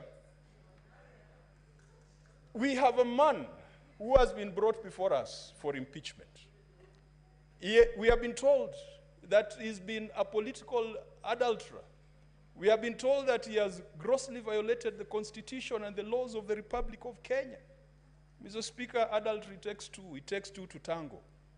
Like that woman in the book of John, I don't know whether they went for the men who cajoled her, who seduced her, who connived with her, and who paid her for the act of adultery. Mr. Speaker, in this Republic of Kenya, we must drain the swamp of adultery. And today, just like back in the days when the law of Moses required that a woman who had been convicted or accused of adultery ought to be stoned to death, unfortunately, Mr. Speaker, it looks like the same punishment was not prescribed for men. It was just for women to be stoned to death, and yet it takes a man for a woman to commit adultery. Tonight, because the Constitution of the Republic of Kenya is just like the law of Moses. It says if you are found guilty of political adultery, you should be stoned to political death. It is called impeachment. You are sent into political purgatory for 10 years. You cannot run for office. Mr. Speaker, we must deal with the law as is. The law as is requires us that the woman or the man accused of adultery must be stoned to death in this chamber. That is the law as it is. But, Mr. Speaker, we must make sure that we bring those other men and women who commit and who encourage people to go into adultery so that they also face the same sentence and they also face the same judgment. Mr. Speaker, I am convinced that political adultery has been committed in the case before us. There has been a conversation about a dubious shareholding structure of the Republic of Kenya. If the Republic of Kenya was a corporation, as we have been told, or if it was a political party, then we would have 56 million equal shareholders from Moyale to Vanga, from Nyatike to Nyandiwa, From Bumala to Malaba, Mr. Speaker, it cannot be restricted to a geographical entity called a mountain. Mr. Speaker, I am convinced that political adultery has been committed in the intimidation and threats to judicial officers. I am convinced that political adultery has been committed in public attacks on our intelligence service. So, Speaker, where I come from, if you find your father naked, you don't proclaim his nakedness, you cover him. And we cannot then proclaim the nakedness of our intelligence service. Mr. Speaker, I am convinced that the Deputy Speaker has committed political adultery. Sorry, the Deputy President has committed... I am sorry, Deputy Speaker, has committed political adultery. And Mr. Speaker, for... Your time is up. Your time is up, Senator Murango.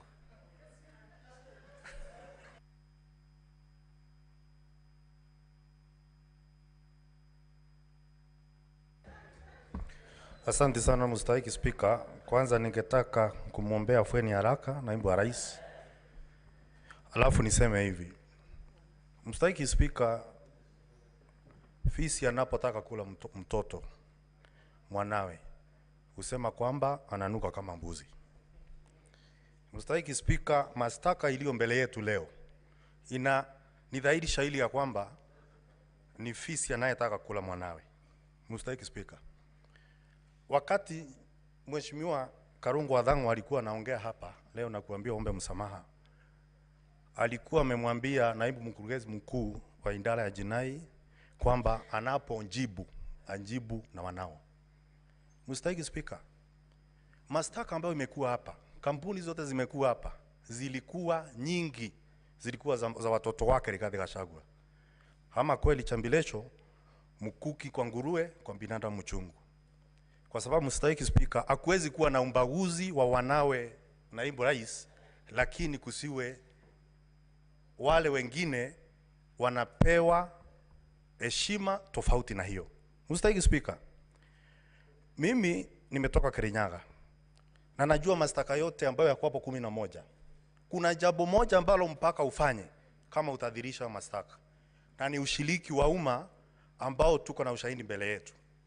Mstahiki Spika, katika ushiriki wa umma ambao tuko na mbele yetu, isipokuwa picha za maofisi za CDF, alafu na takwimu ambazo zimetoka katika bunge la kitaifa, ambalo wale wote ambao walikuwa wametia sahihi kumondoa naibu ya rais ndio walioongoza katika ushiriki wa umma. Mstahiki Spika, ningeuliza itakuwaje, itawezekanaje mtu ambaye ametia sahihi kumondoa naibu wa rais alafu anaongoza katika ushiriki wa umma? Mbuzi atapata haki wapi katika mahakama ya fisi? Mstahiki Spika.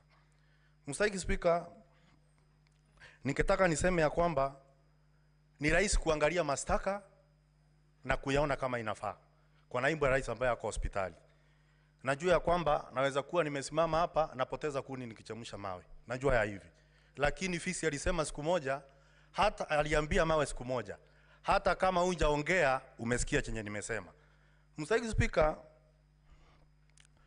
katika mashtaka yaliyo hapa, na sisi tunafaa kuongozwa na ushahidi, sio riwaya, sio hekaya za mbunwasi, sio fasihi. Mstahiki Spika, lakini tunazo hapa Mstahiki Spika, zote ni hekaya za mbunwasi. Hakuna ushahidi wote ambao tumepewa mbele yetu. Lakini siwezi kusimama hapa halafu niweze kumhukumu naibu wa rais, kwa sababu pia katika kitabu ya Korosai 3 mstari wa 13 inasema ukihukumu wengine wa hukumu venye wewe utataka kuhukumiwa. Sasa Mstahiki Spika, itakuwaje kwamba walioorodhesha mashtaka yaliyo hapa na kosa kuleta ushahidi tunafaa tuamini leo? Ni chuki ama ni uchungu gani ambao wako nao na naibu wa rais? Mstahiki Spika, unajua akuchukiae huwa anakuambia unamtifulia vumbi hata wakati unaogelea.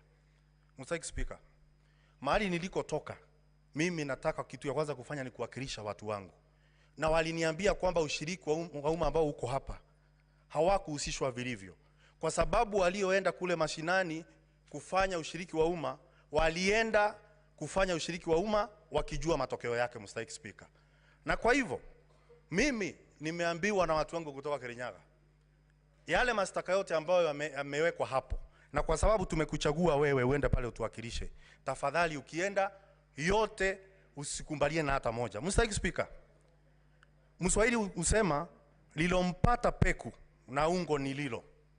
Mr. Speaker, wewe ni Mswahili, unajua kwamba ungo ni uteo ambao ni mpya. Peku ni uteo, ungo ni uteo ambao ni mpya. Peku ni uteo ambao unapepetea ambao ni mzee. Namwambia siku ya leo maseneta tukimhukumu naibu ya rais, yanayompata leo hata nyinyi mjue siku moja inaweza kuja ikampata. Na ambaye atachukua msumari wa kwanza kumpigilia naibu wa rais, ningeomba kwamba asiwe ni mtu kutoka mlima. Huyu ni ndugu yetu.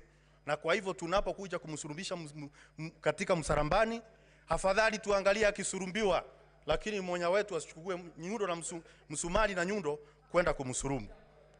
Mr. Speaker, najua ya kwamba kuna wale ambao wanaelekeza vingine visivyo bwana. Mswahili usema usiwe vitatange kuwatosa wengine ndemani. Kama uko na msimamo tayari, usije ukapeleka mwenzako katika huo msimamo wako. Tunafaa kuzingatia ushahidi, tunafaa kuangalia kwa haki, kama maombi yetu ambayo tuko nayo katika seneti kwamba tutaangalia kila kitu kwa haki na uaminifu. Asante sana Mr. Speaker. Now, honorable senators, we had a consensus to terminate at 9:30. But again, breathe in and out. But again, I'm asking with your consensus if we can push it for another half an hour so that we terminate at 10. Is that okay? You know, honorable senators, we have to vote for 11 counts individually.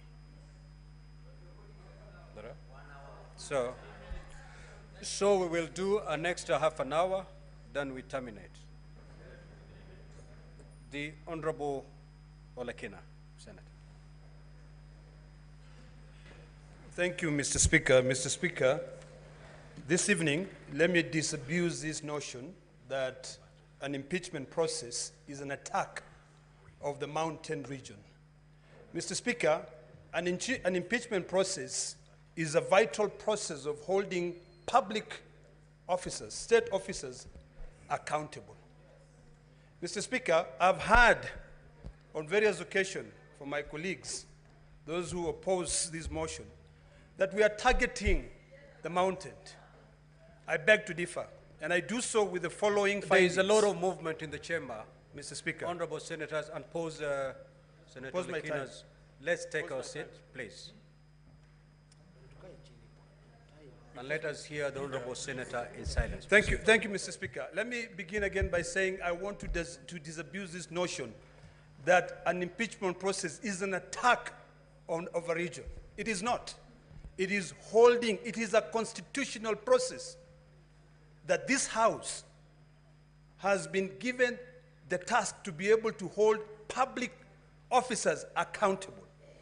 Today, we are discussing the impeachment of a deputy president. Tomorrow, we might be discussing the impeachment of a president. We have constantly debated impeachment of governors here. I've never had at one given time when people come up and say we are targeting a particular community. We are not, Mr. Speaker. Mr. Speaker, we have been entertained this afternoon or the last 2 days with the defense alleging that the shareholding utterances made by the deputy president is that he was referring to the shareholding of a coalition agreement. And Mr. Speaker, we were demonstrated here that the Kenya Kwanza coalition agreed upon how they can be able to share different, positions in government. In fact, I thought they would say that the Speaker of this House was also negotiated. I believe when the Speaker of this House was proposed to be voted for, he was voted for by all the senators. And never have I seen the Speaker giving preference to the people of the coastal region.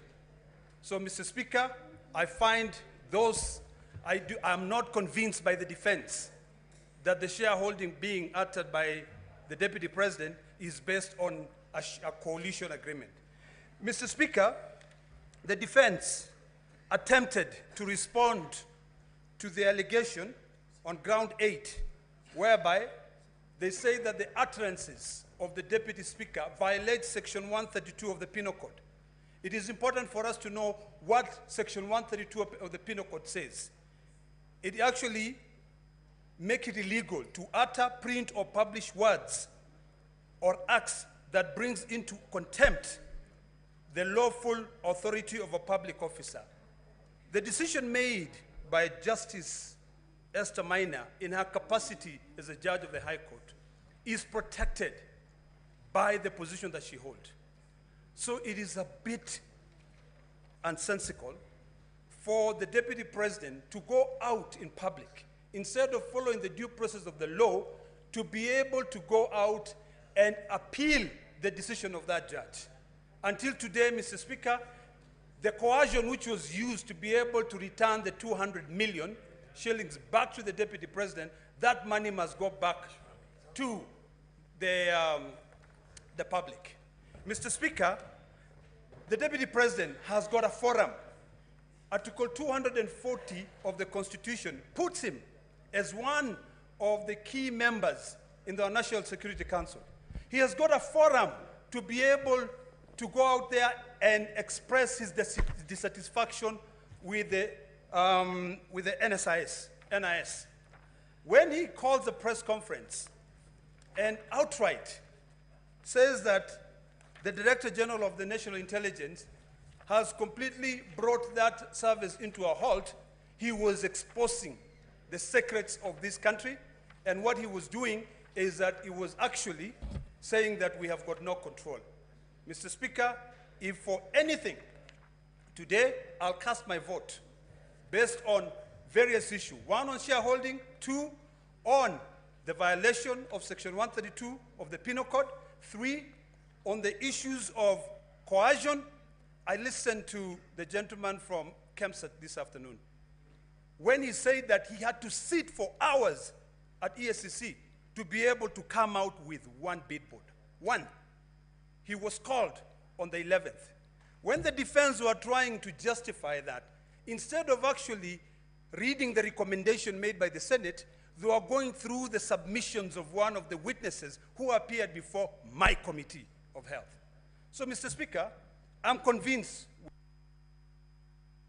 Senator Seki. The senator was elected by the people of Kajiado. Thank you very much. Thank you very much, Honorable Speaker. I also want to put my voice to this motion of the proposal to removal of the Deputy President of the Republic of Kenya, Honorable Rigathi Gachagua, as a motion by Honorable Mutuse. I want to say that the grounds that has been put to this House from number 1 to number 11, Honorable Speaker, I thank the legal counsel of the Deputy President for interrogating the witnesses, more so Honorable Mutuse being the lead witness and the mover of the motion. Honorable Speaker, I want to put to this House that I am unable to see evidence that has been put in place for the 11 counts, 11 grounds in this motion. Honorable Mutuse was unable to demonstrate on issues that has been raised in this motion. Particularly, can go to 1 or 2, the motion or the counts 7 or charge 7, where the Deputy President was alleged to have have a 5.2 billion within his assets within that small period of time. Honorable Speaker, I understand that this witness was not able to explain and demonstrate that the Honorable Deputy President got the 5.2 billion because of the contracts that he has done with the government. He wasn't able to demonstrate that this money, 5.2 billion, was received or was the Deputy President received because of this, from this company, from another company, or this other company. There was no evidence on this count. Honorable Speaker, the kind of impunity I've seen in the issue of listing 22 companies without evidence of what the track of the monies or funds that has been done or that has been used to demonstrate that these companies are doing business with government was not there. This is impunity of a high order. To bring 22 companies and you are unable, as a move of the motion, to explain that this company A, company 1 to company number 22 have received or got money from government or from government institutions. But you just put it on the motion and it becomes something to impeach the Deputy President. Honorable Speaker, we have seen where the Deputy President is alleged to have conspired with a company, Agro Brick Investment Limited, where the control of State House, as an accounting officer of the State House, signed the contract, and it is brought to the motion that this contract and this company is alleged to have been a company to remove the Deputy President. Honorable Speaker, this House this afternoon received a report from the legal counsel of the Deputy President that the Deputy President is sick.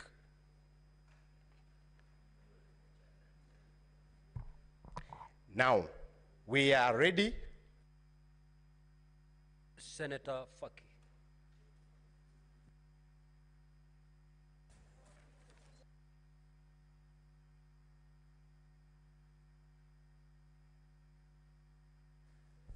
Asante Mheshimiwa Spika kwa kunipa fursa hii kuchangia mswada wa kumbandua naibu wa rais kutoka katika ofisi yake ya naibu wa rais wa Jamhuri ya Kenya. Mheshimiwa Spika, kwanza pia mimi nijiunge na wenzangu kumtakia afueni ya haraka naibu wa rais, kwa sababu tulikuwa ni matarajio yetu kwamba jioni ya leo angekuwa hapa kujitetea kwa madai kadha wa kadha ambao ameletewa katika bunge hili ili kuweza kutakasa jina lake. Mheshimiwa Spika, nimeweza kuangalia mashtaka yake 11 na baadhi ya mashtaka ambayo nimeona kuwa yamenigusa ni kwanza ni shtaka la kwanza ambapo ni kusema kuwa Kenya ina wenye hisa, na kwake wenye hisa ni wale ambao walipigia kura Kenya Kwanza katika uchaguzi wa mwaka 2022. Mheshimiwa Spika, hiyo imebagua makabila zaidi ya 47 katika nchi yetu, na sisi ambao tutoka pwani, ambao kutoka mwanzo pwani ilikuwa si koloni ya Kenya, ilitupa mshtuko mkubwa kwa sababu tuliona kwamba tunazidi kutengwa katika mamlaka ya Jamhuri yetu ya Kenya. Mheshimiwa Spika, shtaka la pili ambalo limenibamba ni la kuhusu ukiukaji wa sheria, na hapa nitaangazia shtaka la pili na shtaka la 6 ambapo amekiuka sheria inayohusiana na uwiano katika nchi yetu ya Kenya na vile vile pia kuleta makabila na jamii zote pamoja. Mheshimiwa Spika, la tatu ni ukosefu wa nidhamu, swala la ukosefu wa nidhamu katika kumshambulia hadharani mkurugenzi wa shirika la ujasusi nchini mwetu. Mheshimiwa Spika, hii ilitokea mnamo tarehe 26 mwezi wa 6 mwaka huu, ambapo naibu wa rais alikuwa Mombasa na akatoa taarifa ambazo zilihujumu usalama wa taifa, ambapo yeye kama naibu wa rais alikuwa na fursa ya kuweza kuzungumzia mambo haya katika serikali na vile vile pia hatua za kurekebisha zikachukuliwa. Mheshimiwa Spika, tunapoangalia makosa yote haya ni kwamba haya yasingeweza kumfika naibu wa rais kwa sasa, kwa sababu masuala haya ambayo yameangaziwa hapa yaliangaziwa na Senator Sifuna alipoleta mswada wake wa kumkosoa naibu wa rais, lakini mswada ule ulikufa ndani ya bunge hili la Senate. Mheshimiwa Spika, masuala ya ukiukaji wa kiapo haya, Mheshimiwa Spika, hayana nguvu, kwa sababu wakati alipokuwa anaapishwa siku ya kwanza aliapa viapo viwili. Kwa hivyo hatujui ni kiapo kipi ambacho alikikeuka wakati Mheshimiwa Muthusi alipokuja hapa na kuzungumzia masuala haya. Mheshimiwa Spika, nikimalizia nitamnukuu Senator Orengo aliposema kwamba katika bunge lililokwisha kwamba mapinduzi yanakula watoto wake. Kwa Kiingereza, revolutions eat their own children. Na hii tunaona kwamba mapinduzi yameanza kula watoto wa Kenya Kwanza, wakianza na mtoto mkubwa kabisa ambaye ni naibu wa rais. Kwa hivyo ni masuala ambayo yameendelea katika bunge hili. Bunge lililokwisha tuliona hapa Profesa Kindiki aliteta sana hapa, lakini vile vile mapinduzi yakamla. Kwa hivyo ni kwamba lazima tujenge siasa katika nchi yetu ambazo zitakuwa ni siasa za kusonga mbele. Tukichaguliwa kama viongozi, tuzungumze masuala ya kitaifa. Tusizungumze masuala ya vijijini mwetu, wakati sisi matarajio wa Kenya wote ni kwamba tunazungumzia masuala ya kitaifa. Kwa hiyo Mheshimiwa Spika, napongeza pia bunge hili la Senate kwa kuonesha ukakamavu na vile vile pia umahiri mkubwa wakati tumeweza kusikiza kesi ya naibu wa rais. Labda kwa siku za usoni tutapata pia fursa ya kusikiza kesi ya rais wa Jamhuri ya Kenya katika bunge hili letu. Asante Mheshimiwa Spika kwa kunipa fursa hii. Senator Oroba.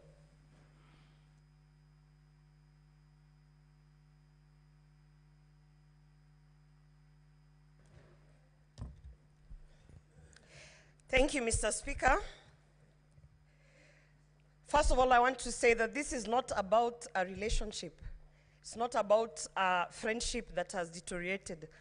I have been hearing people say, if it's about a relationship, if it's about a marriage that has broken, why don't they go back and make peace and come together? No, Mr. Speaker. These two individuals, His Excellency the President and the Deputy President, did not come together so that they can live happily ever after and have children, Mr. Speaker. They came together so that they could deliver development to the people of Kenya, Mr. Speaker. So this, what we have been doing here for hours and hours, it pains me when I hear people saying, you know, about adultery and relationships and what, and I'm wondering, no. We have been here because of 11 counts, Mr. Speaker. A very serious impeachment motion because of not 2, not 3, but 11 counts, Mr. Speaker. In my condition, I have had to sit here and go through all 11 counts to understand which one actually has been substantiated and which one holds water. So no, this is not about a relationship.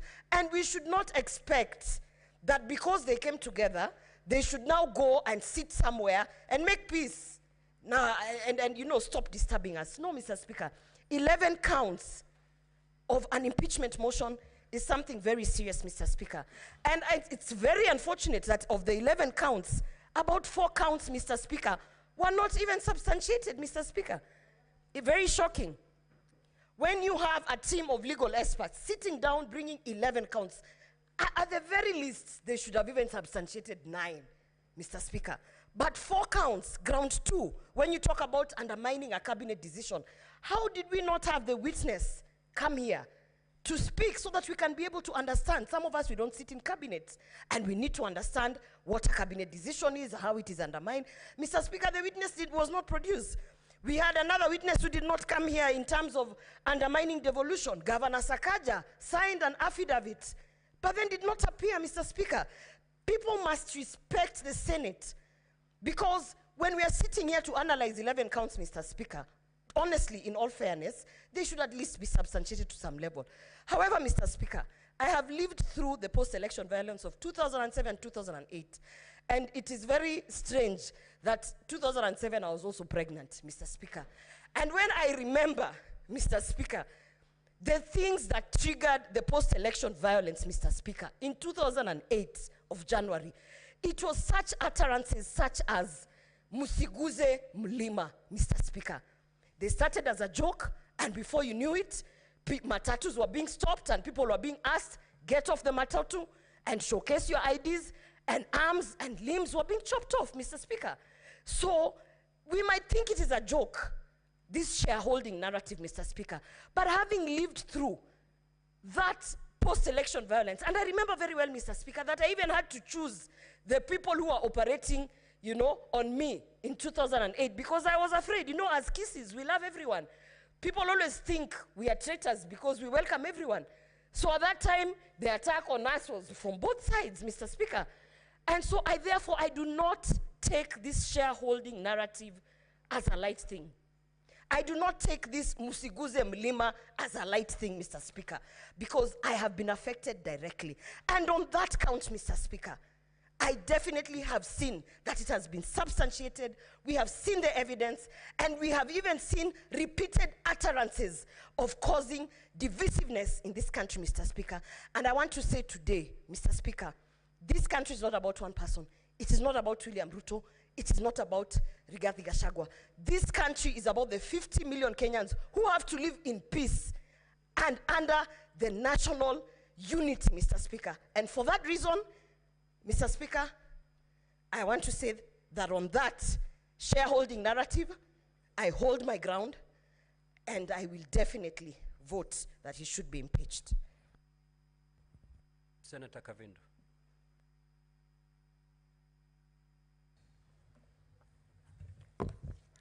Thank you, Mr. Speaker, for giving me this opportunity. Let me start by telling His Excellency, the Deputy President of this country, Pole Sana, and we wish you a quick recovery. Two, Mr. Speaker, I want to quote a scripture which has been quoted here, John 8:7. Jesus told the people who took that woman before him, whoever has no sin to be the first to take the stone and throw at that woman. And when he bent down, when he came up, there was none of them. All the men had gone, only the woman was standing there. And he told her, go in peace, your sins have been forgiven. Mr. Speaker, when I talk like this, I'm saying that the other day we had the Deputy President publicly ask for forgiveness. And the Bible in the book of Matthew 14, Matthew 6, verse 14 and 15, says that if we don't forgive men their sins when they sin against us, our Heavenly Father will never forgive us our sins. And talking like this, Mr. Speaker, I want to say the mover of this motion, Honorable Mutuse, could not substantiate the allegations. He was asked questions, and people even outside on media are laughing and asking what kind of a lawyer is he, because he could not answer many of the questions, because I think he was not aware of of the motion. To me, it seemed like it was drafted by somebody else, and he was given just to table it. Mr. Speaker, I want to say, even the last speech of the National Assembly, They said on impeachment, it is not necessary or important to substantiate every allegation and even to make sure that you have all the evidence of the allegations, because this is not like court. And I thought, as a Senate, we sit here as a court. And whatever ruling we give here is acceptable. And so I wonder why one would stand and say that they could not, it is not a must that they substantiate beyond reasonable doubt. I believe if we are impeaching a person, we should, all the accusations must be substantiated and beyond reasonable doubt, because that is one's career we are about maybe to ruin. And this person has a family. This person has a career. When I think of Waititu, when I think of Songo, for 10 good years, they cannot stand on any elective office. And I had... Honorable Senators. Senator Methu, you are heard in silence. Senator Fonandi, you are heard in silence. Thank you, Mr. Speaker. Extend the same treatment to Senator Kavindri. Thank you, Mr. Speaker. And Mr. Speaker, it was just the other day, I had Majority Leader and many of us here say that Songo was impeached for no good reason. How do we reverse what we have already done on this, in this Senate? So, Mr. Speaker, I want to say, before we impeach anyone, we must substantiate all the charges and make sure that it is not something that we are going to eat back our words and start saying we did a mistake. Mr. Speaker, I stand here to say no to this motion. Senator Kathure Murungi. Thank you, Honorable Speaker, for this opportunity also to make some comments, one or two comments on this important exercise. Mr. Speaker, many Kenyans are wondering why the Deputy President is being impeached. And they are saying if he is to be impeached, him and the President should be impeached at the same time. Mr. Speaker, the articles in the Constitution, our Constitution has given the National Assembly and the Senate this mandate to do this exercise of checks and balances to our public officers. And Mr. Speaker, Article 145, which we used this afternoon even to determine whether to proceed or not, is very elaborate on how to the process of impeaching the Deputy President or the President. So, Mr. Speaker, we are here because the Senate actually has been, on several occasions, we have brought deputy governors, and now the Deputy President. Mr. Speaker, kindly protect me from this. Honorable Speaker, Mr. Speaker, kindly protect me from some noise from behind. Senator Fonandi. So, Mr. Speaker, I was saying... Just move to your seat, your normal seat. I was trying to say that, Mr. Speaker... It may be lonely, but please stick there. Proceed. Mr. Speaker, this House has brought deputy governors, and now the Deputy President. Mr. Speaker, what we are doing is a constitutional mandate. And therefore, I will ask Kenyans that they should bear with the Constitution. It is the Constitution which has brought us where we are. I want to also to thank the parties that were here for the last 2 days, the parties representing the Deputy President and the parties representing the National Assembly, Mr. Speaker. All these senators have been sitting as judges for the last 2 days and nights. And Mr. Speaker, it is only that this is a court, like a high court. Only that judges in the high court or the courts do not discuss the cases that they handle, but they meet and discuss, and then they make the decision. And then the decision is led by maybe the president of the court. But because now we make a decision through a vote, that is why, Mr. Speaker, we find ourselves here. And this evening, these jurists will make their decision in one or the other. And Mr. Speaker, what I request Kenyans from today, whatever decision will be made to maintain peace, love, and unity, as was envisaged since independence in 1963. Because, Mr. Speaker, where we are, a decision will be made by the Senate in one way or the other, either to impeach the deputy president or to appoint, or not to impeach, I mean not to impeach, Mr. Speaker. And I want to talk to the people that represent the Meru community. I want to assure them that whatever decision their senator will make is for the best interest of the Meru people. And I want to assure them that their future will be bright, if not more bright, Mr. Speaker.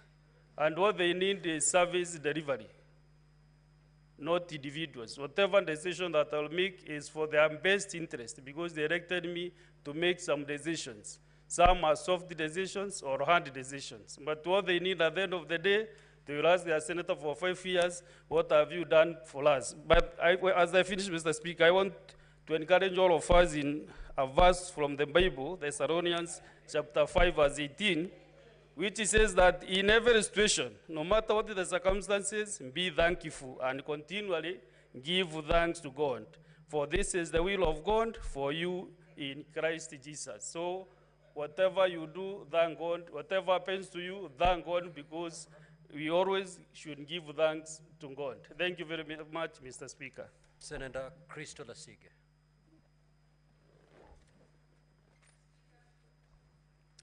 Speaker, the Parliament of Kenya has gone through a great deal in a very short amount of time, many firsts, and it is utterly painful for me to know that the world keeps seeing us time and time again under such lugubrious circumstances. However, Speaker, it has taught me many, many lessons, and it's also reminded me of many that I've known for several years, one of which I was taught by Tony Evans, which is, if all you see is what you see, then you don't see all there is to be seen. Speaker, I have never met the Deputy President. In fact, in the last 2 days, the first time we've ever shared any space together. And to be honest, I don't think that we have much in common. I personally feel like there is a lot to be desired in his leadership style, for me personally. However, instead of going to the Bible, I want to go instead into my own experience and draw some parallels. Mr. Speaker, of course, people know that I have glaucoma, and I've been fighting and battling it for several years of my life. And Speaker, when I first got my diagnosis when I was just a teenager in high school, I was told that it was imminent. There was no running away from my condition. And I didn't know at the time that I had anything that was going on. I was just going about my life, but inside of me and around me, there was a condition that was building up and building up and building up, and I had no idea what was going to happen in the future. Mr. Speaker, now I've been left blind, and I cannot see in front of me even when I put my hand in front of my face. Mr. Speaker, the parallels I draw with my life and the current hearing that we are sitting in today is that the Deputy President did not foresee this happening to him either. Mr. Speaker, I have also drawn parallels of feeling out of control, which I assume that he feels. Being given a diagnosis that seems imminent, that he cannot stop. Mr. Speaker, I also feel that he is probably feeling fear. That's what I've heard. Mr. Speaker, feeling betrayed, feeling angry. And I felt all those feelings because of a situation that I can draw parallels with in this hearing. And Mr. Speaker, I have been fighting and fighting, pleading and praying, trying everything in my power to mitigate, to stop, just like he has been doing in the last several weeks that this has been going on, Speaker. And it's funny that it's Blindness Awareness Month this month in October, because there are many lessons, like I said, that I have learned, and I wish that the public will also take from this experience. Mr. Speaker, I hope that the public understands that when they have their back to the wall, when they've been in any kind of battle, even when they feel isolated, there is something called golfer's elbow, which I learned. Golfer's elbow is the idea that, or is a condition that golfers usually have when they hold on to the grip of their club too tight for a long period of time, and they end up injuring their wrist all the way up to their elbow because they're holding on too tight to an outcome, too tightly. And I've learned that sometimes you just have to let that go. And I hope that the public can take that away from this situation. Mr. Speaker, we must move away from hegemony, the idea of being dominated by one group or a person or a company or a state, because we are a democratic republic, and we need to move away from such ideology, such utterances, such behavior, Mr. Speaker. However, in the 11 counts, I have seen many that have no evidence, and I've seen some that do have some evidence. But I have not been particularly given confidence by the witness-in-chief, the mover of this motion, when I saw him up on the stand, Mr. Speaker. Although none of us can relate to what it's like to being a deputy president in this room for sure, we can definitely relate to the lessons that I've just mentioned. Mr. Speaker, make decisions today that will not betray you tomorrow. That's one. I also want to share that even though you're in a battle, whatever that might be, financial, personal, medical, whatever it is that you're going through at the moment, and you feel like your back is on the wall and everything, all the odds are against you, remember that it gets better. You do better. You will experience better. And we will become better, Mr. Speaker. I will finish, and I hope that the senators will remember what I said to them yesterday from the Bible, Proverbs 17:15. Senator Newton.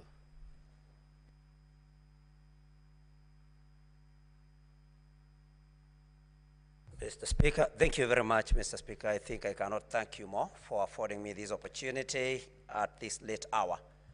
Mr. Speaker, I stand right from the onset to say that I oppose this particular motion, Mr. Speaker, and I have reasons for doing so. Mr. Speaker, the key witness or the mover of the motion came before this House yesterday, Mr. Speaker. And although I'm not a lawyer, but I know that it is there in the rules of natural justice that whoever alleges must prove. The Honorable Mutuse was not able to prove any of the allegations or any of the grounds that he laid against His Excellency the Deputy President, Mr. Speaker. Mr. Speaker, Kenyans were and are watching these proceedings. They were able to see the cross-examination and to hear the cross-examination of the Honorable Mutuse, Mr. Speaker. And I want to urge this House, Mr. Speaker, that if we want to uphold the dignity and the honor of this House, that Kenyans were and are still watching, you cannot impeach the Deputy President of the Republic of Kenya, Mr. Speaker, on allegations, on grounds that were not able to, that the mover was not able to prove, Mr. Speaker. And that is what prompted the question, I think, by Senator Wambua, which later was asked by Senator Okia Umtata, which you were able to stand down because it had already been asked, whose motion was Mutuse's?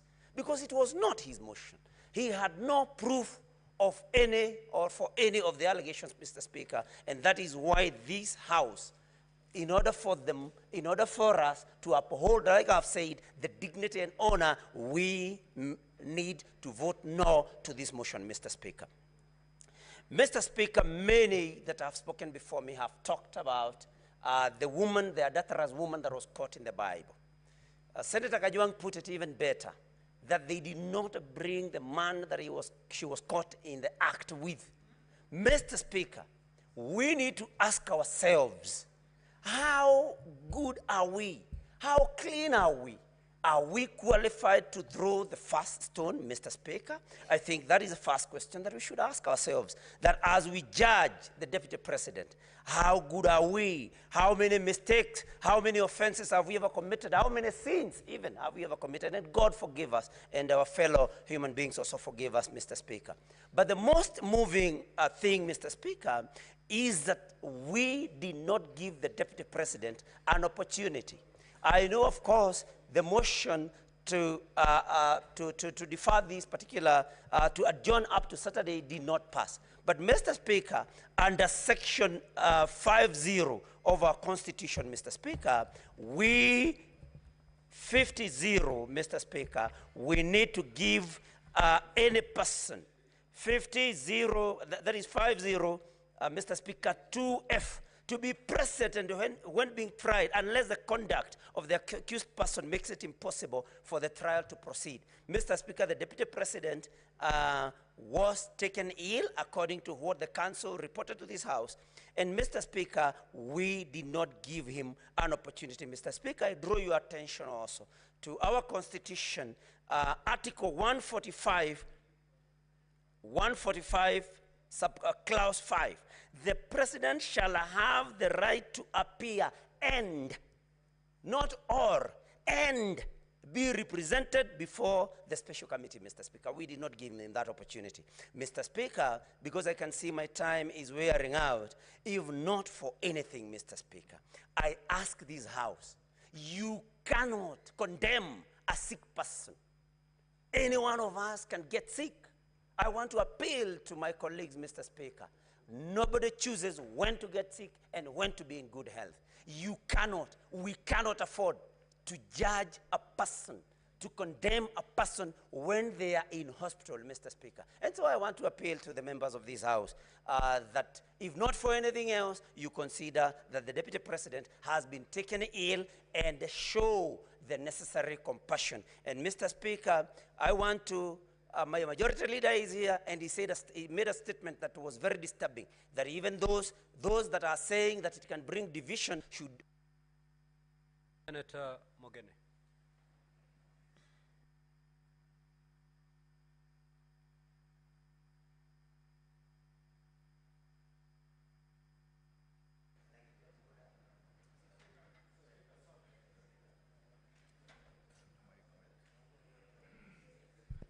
Mr. Speaker, sir, first on my own behalf and on behalf of the people of the great county of Nyamira, I want to send a message of quick recovery to His Excellency President Rigathi, and we wish him a speedy recovery. Mr. Speaker, the Bible says in the book of Ecclesiastes 3, verse 1, that there is a season for everything. There is a season to be born politically and a season to die politically. That's biblical. The Speaker, I've agonized. Mr. Speaker, I've gone through a lot of soul searching. Mr. Speaker, as I listened to the evidence that was tendered against, as I listened, Mr. Speaker. Just pause the time for Senator Mogene. Let us allow Senator Mogene to be heard in total silence, please. Speaker, as a lawyer and a person who witnessed the birth of the 2010 Constitution, Mr. Speaker, I strongly believe, Mr. Speaker, that Kenya belongs to all the 42 plus tribes, Mr. Speaker. And what has disturbed me, Mr. Speaker, for the 2 days I've sat here, Mr. Speaker, what would happen to my community in Kisii and in Nyamira if we ran our government through this theory of shareholding? Mr. Speaker, as I speak tonight, Mr. Speaker, the people of the two counties of Omogusi, Nyamira and Kisii are victims of that theory of shareholding. That community, Mr. Speaker, called Omogusi, has got no even a single PS serving in government, Mr. Speaker. Mr. Speaker, as we speak this evening, Mr. Speaker, the Omogusi people, Mr. Speaker, have been the biggest victims of this theory of shareholding. Mr. Speaker, the Constitution that we enacted in 2010, in Article 27, Mr. Speaker, clearly states that we should not discriminate, Mr. Speaker. I hope, Mr. Speaker, when I cast my vote tonight, I'll be sending a message from the people of Nyamira, Mr. Speaker, that a government is formed for all the tribes in the Republic of Kenya, Mr. Speaker. I've agonized, Mr. Speaker, on the issues that have been brought in this motion, touching on the widow and the children of the late Governor for Nyeri, Gachagua. And Mr. Speaker, I wondered if adverse statements and inferences have been made touching on the conduct of the Deputy President against the widow of the former governor and the children of the late governor, the nephews of the Deputy President.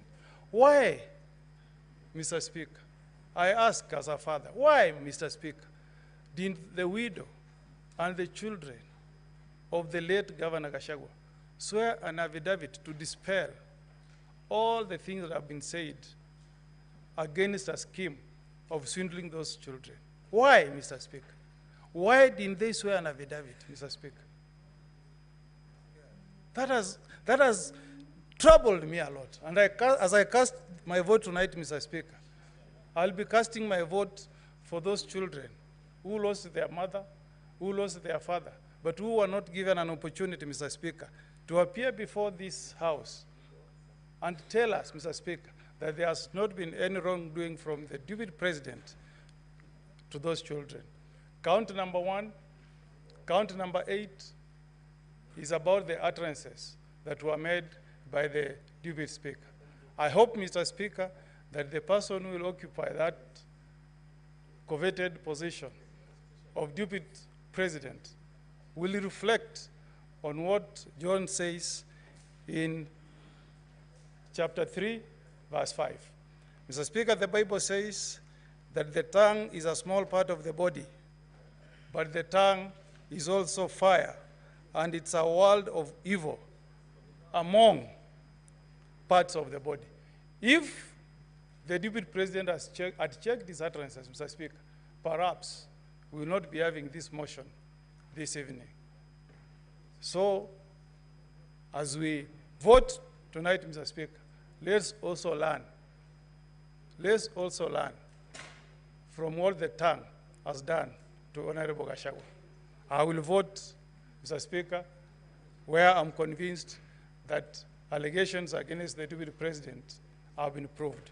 I reserve my vote to be cast at the right time. Senator Boni.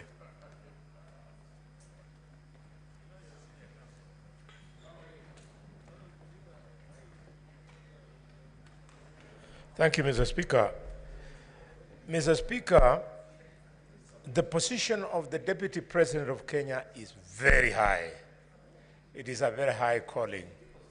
And therefore, Mr. Speaker, as we make a decision on the Deputy President of Kenya, I want to remind him that of those to whom more is given, indeed, more is expected of them. And he should not feel that he is being victimized because, Mr. Speaker, the highest standard of this Constitution in 2013, by dint of lack of integrity, the Deputy Chief Justice, Nancy Barasa, lost her job merely because she pinched the nose of Kwamboka. The Deputy President indeed did worse than pinching the nose of somebody.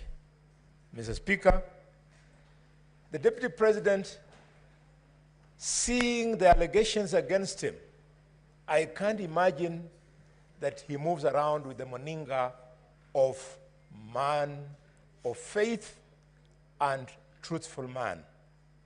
Mr. Speaker, if really we must talk about faith, may I remind the Deputy President of a man of faith, a man of letters called Bill Paul.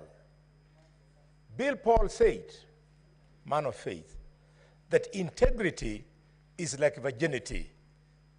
You lose it only once. And when you lose it, you can never get it back. The Deputy President has lost that virginity of leadership. Mr. Speaker, coming from a community that paid for the price of inflammatory speeches in Likoni, in Molo, and in Trans Nzoia, if I had time, I would discuss what some of my relatives went through, including Pastor Yai from Ichina village. Mr. Speaker, during the tribal clashes of 1992 and 1997. I would like to remind the Deputy President of the post-election violence of 2007, 2008.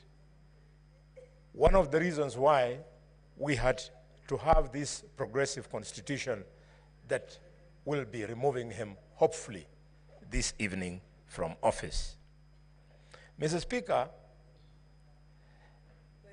even as we ask the Deputy President to leave office, we must insist that the DCI and the ESCC and other investigative institutions must pursue this matter beyond this vote. I have on mind, Mr. Speaker, the activities of the intricate web of companies, up to 22, so to speak. The reason I believe young Mutuse could not bring all this, dear senators, colleagues, is because effort requires money, requires time to do all that research. Some of them you have to do clandestine for you to get information. I believe that if the Deputy President had taken the dog, we were going to completely undress him.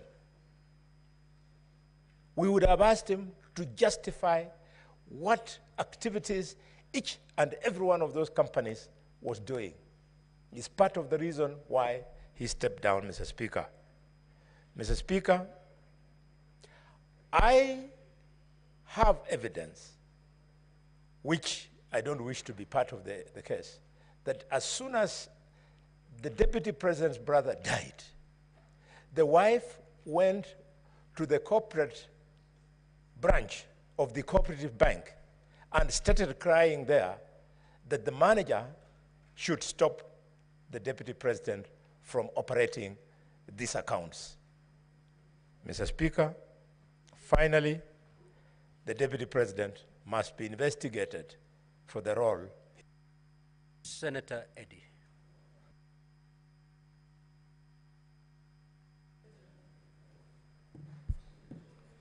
Mr. Speaker, I thank you, and I recognize the pressure of time. Mr. Speaker, I am here because of the kindness of the people of Migori County who sent me here that at such a time, Mr. Speaker, I need to be cautious of the Article 125 of the Constitution, which requires us as a House that in matters such as this, Mr. Speaker, we must behave like judges, because under Article 125 of the Constitution, Mr. Speaker, we sit as a high court, Mr. Speaker.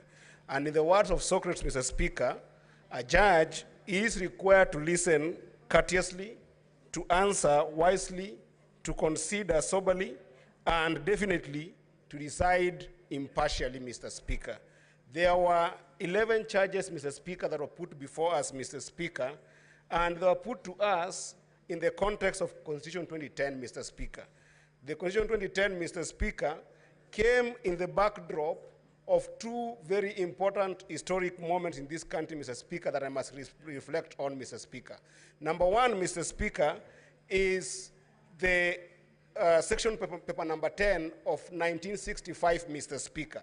That section paper number 10, Mr. Speaker, divided this country into those who are important and those who are not important. The language that was used then, Mr. Speaker, was the idea of northern frontier districts, Mr. Speaker, that then discriminated upon some communities, Mr. Speaker, against others, Mr. Speaker. Number two, Mr. Speaker, in 2007, Mr. Speaker, this country was divided on the basis of ethnicity, Mr. Speaker. And therefore, I rise to support this motion if my grounds, Mr. Speaker, after listening courteously and considering soberly, Mr. Speaker, are more than half of the charges, Mr. Speaker. And I find that ground 1, 5, and 6 on the utterances of the Deputy President, Mr. Speaker, violate Article 91 of the Constitution and Article 232 of the Constitution. We cannot have political parties, Mr. Speaker, that are founded on the basis of ethnicity and dividing national resources on the basis of ethnicity, Mr. Speaker. Number two, Mr. Speaker, that would make the ground number 4, which actually also happened to be reason number 4 for why the Deputy President must leave office, Mr. Speaker, the violation of Article 160 of the Constitution, Mr. Speaker, of undermining the judiciary, Mr. Speaker. There was an imminent threat to the judges there, Mr. Speaker. You realize that in my judgment, Mr. Speaker, I excuse ground number 8 on the basis of the fact that there was no proof that there was a petition that was not filed, Mr. Speaker. But on the threat, Mr. Speaker, I think that the Deputy President stands impeached, Mr. Speaker. Ground number 9, Mr. Speaker, on NIS, Mr. Speaker. We know that this country has faced serious terror attacks, Mr. Speaker. And the moment the Deputy President, Mr. Speaker, showcases the secrecy of deficiency in our security infrastructure, Mr. Speaker, and you know that under Article 240, he has platforms to be able to express himself, Mr. Speaker, it is a violation of the Constitution, Mr. Speaker. Lastly, on ground number 11, Mr. Speaker, on bullying KEMSA official, Mr. Speaker, it has been proven here beyond reasonable doubt, Mr. Speaker, that the Deputy President is not a member of the company that was listed. He's not an employee of that company, Mr. Speaker, yet he goes ahead and makes calls on behalf of that company, Mr. Speaker. That is impeachable. Lastly, Mr. Speaker, I must call the Council of the Deputy President to order, Mr. Speaker, especially Council Paul Muite, Mr. Speaker, for actually practicing law in deceit, Mr. Speaker. You cannot say that at the level of the Deputy President, Mr. Speaker, he was okay in this house the entire time, and then when asked, you are saying you cannot be able to account for his whereabouts, and you know that the Deputy President, Mr. Speaker, also must be able to be taken care of by the DG of Health, Mr. Speaker, who could have given us a document to be able to substantiate whether the Deputy President is sick, Mr. Speaker. While I say sorry to the Deputy President, Mr. Speaker, I think this kind of deceit should also be tantamount to further impeachment, Mr. Speaker. I do, therefore, say that on ground 2, 3, 7, 8, and 10, they are not substantiated. But on ground 1, 5, 6, 4, 9, and 11, Mr. Speaker, this is a fight against tribalism that is done by one individual that then we must... Senator Osotsi, unfortunately, you only have 4 minutes because we terminate at exactly 10:30.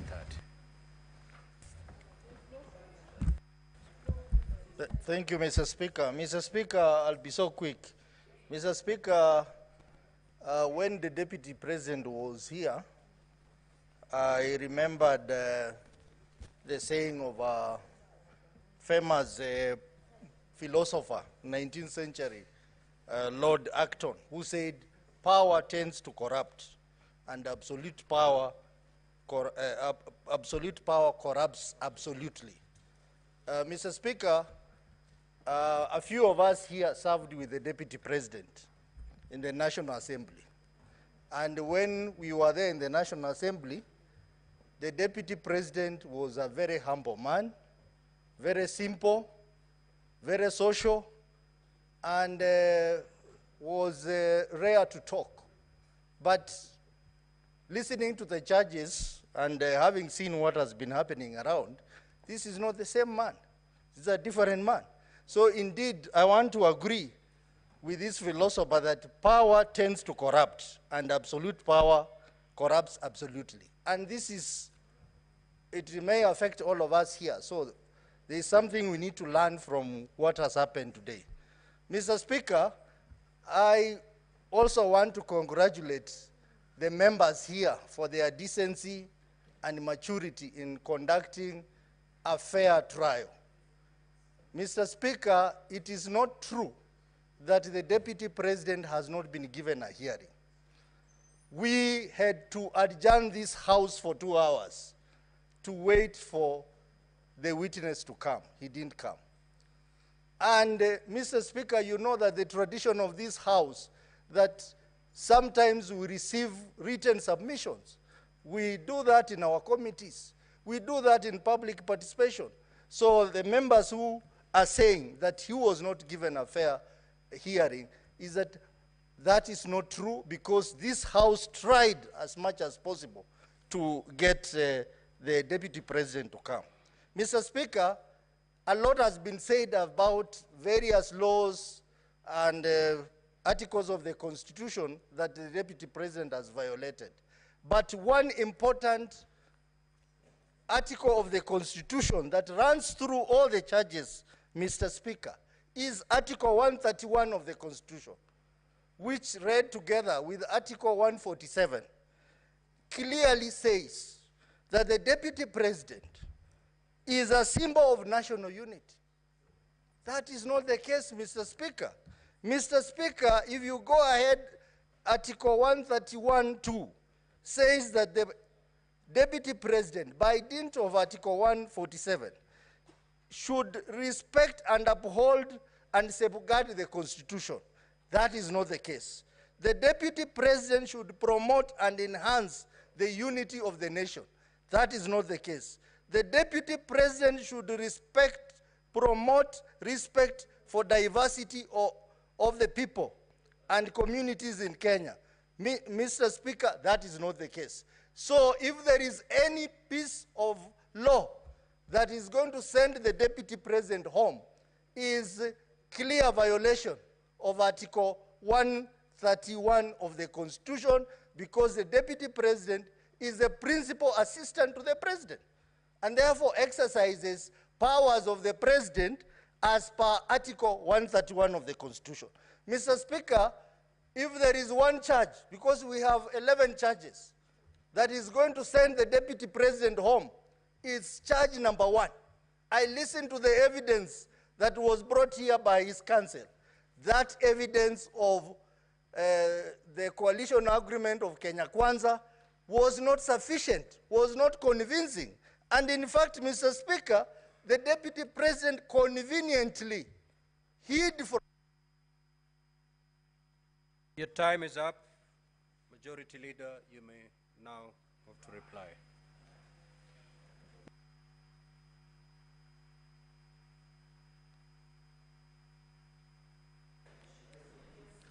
Mr. Speaker, sir, I beg to hereby reply, having listened to the contributions of my colleagues on this very important motion on trial by impeachment of the Deputy President, Honorable Rigathi Gachagua. I want to thank colleagues that have taken time to give their views, both in support and those opposing this motion, because that's how you grow a democracy, Mr. Speaker. We may not all have to agree on the same subject matter, Mr. Speaker, but the chance to even speak and say what you feel about an issue is an important attribute. Indeed, Mr. Speaker, I agree with the contribution that was made by one of the advocates for the Assembly, that comparing what you're doing today with previously what used to happen, where in the 1 o'clock news, vice presidents will be changed without any notice. And the elaborate process, Mr. Speaker, that we have gone through up to this point is great for our country.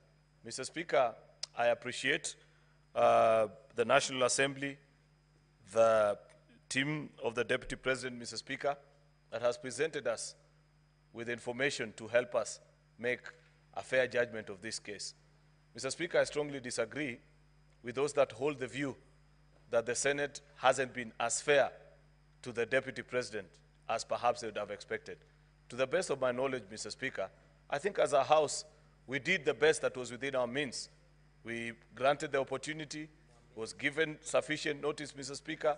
It is only in the unfortunate circumstance of this afternoon where he was taken ill, Mr. Speaker, and I'd wish to take this time to extend my message of goodwill to him and wish that he can quickly recover and get on with his other duties, Mr. Speaker, both as a human being and should, whichever way this vote goes, Mr. Speaker, because it's not in my hands, but in the hands of the 67 jury that are here, Mr. Speaker, that he shall continue to thrive. I wish him well, Mr. Speaker. Like I observed earlier, this is a friend, and friends wish each other well under all circumstances. Mr. Speaker, you know, just as a final thought, I thought about the journey of the Deputy President and the tribulations that have occurred to him as occurrence to either his conduct or utterances. And I'm reminded of a book I once read, Mr. Speaker, by Senegalese satirist Osman Sembene, a book called Hala, where, Mr. Speaker, a very rich businessman by the name El Haji looks and desires a beautiful young lady by the name Ngone, and finally takes her in as a third wife. Unfortunately, on the same night that he marries her, he develops erectile dysfunction, Mr. Speaker, and is not able to consummate the marriage. Sometimes in life, Mr. Speaker, when you fall down, you have to prepare to get down before you eventually can rise up, Mr. Speaker. I do hope, Mr. Speaker, that even in this particular process, the Deputy President will emerge stronger, better as a human being, as a leader, and that there can be better days ahead for him. With those very many remarks, Mr. Speaker, I beg to reply and wish that our colleagues in this House make a decision in the best interest of the country. I thank you, Mr. Speaker. Thank you. Now, honorable senators, these are the guidelines on how we're going to move forward. One, all honorable senators are eligible to cast their votes. Secondly, the threshold is 45 senators. So there ought to be 45 senators in the chamber. And we are going to vote for the charges separately. So we're going to vote 11 times.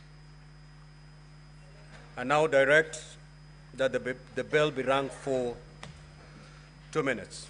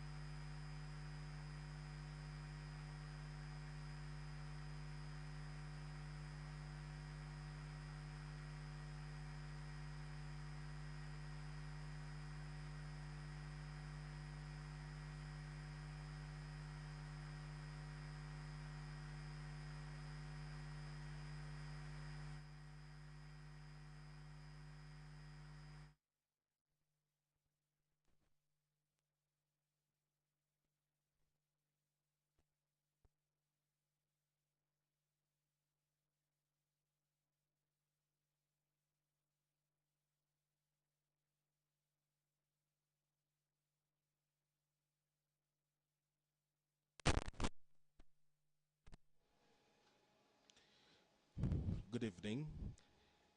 These are live proceedings from the Senate chambers, and the senators are done debating the motion that was moved for the removal from office by impeachment .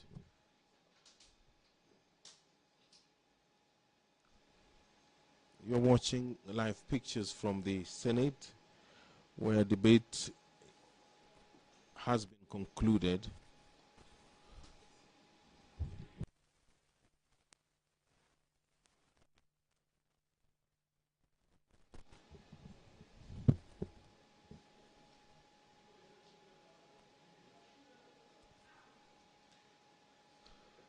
Good evening. You are watching live pictures from the Senate chambers, and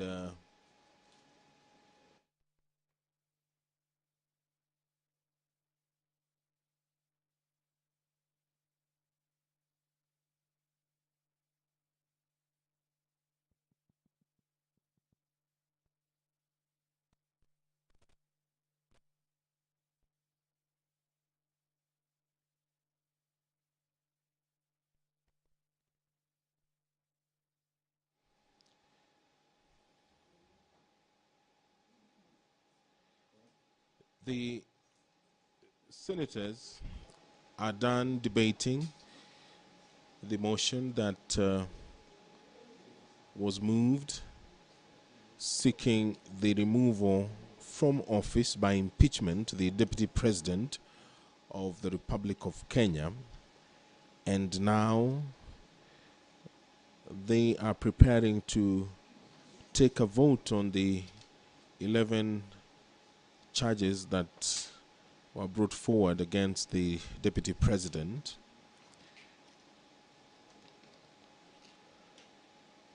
Charge 1, gross violation of Articles 10, Sub-Article 2A and B and C, Article 27, Sub-Article 4, Article 73, Sub-Article 1A and 2B,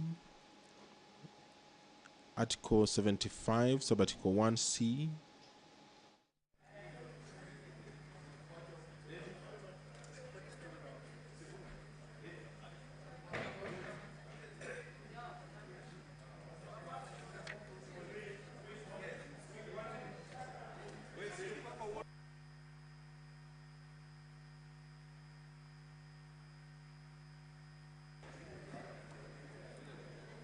Clerk, has the bell stopped ringing?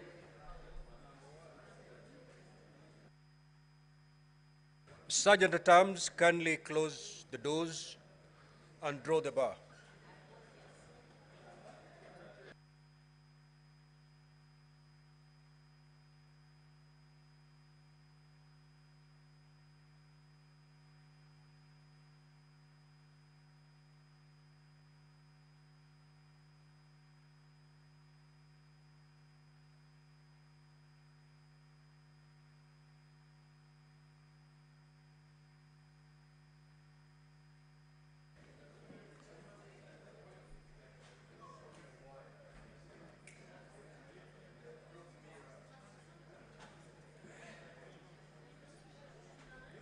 Clerk, can you do a head count to confirm that we have a minimum of 45 senators in the House?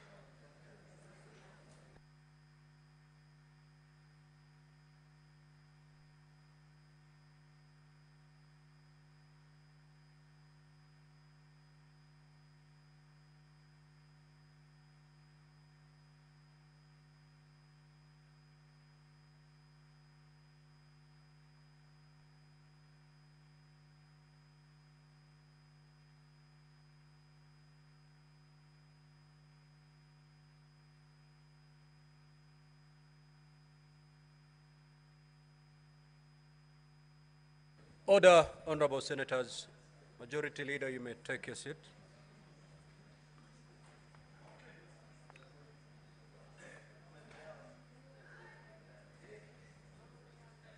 Now, honorable senators, we are moving to division. I will first put the question.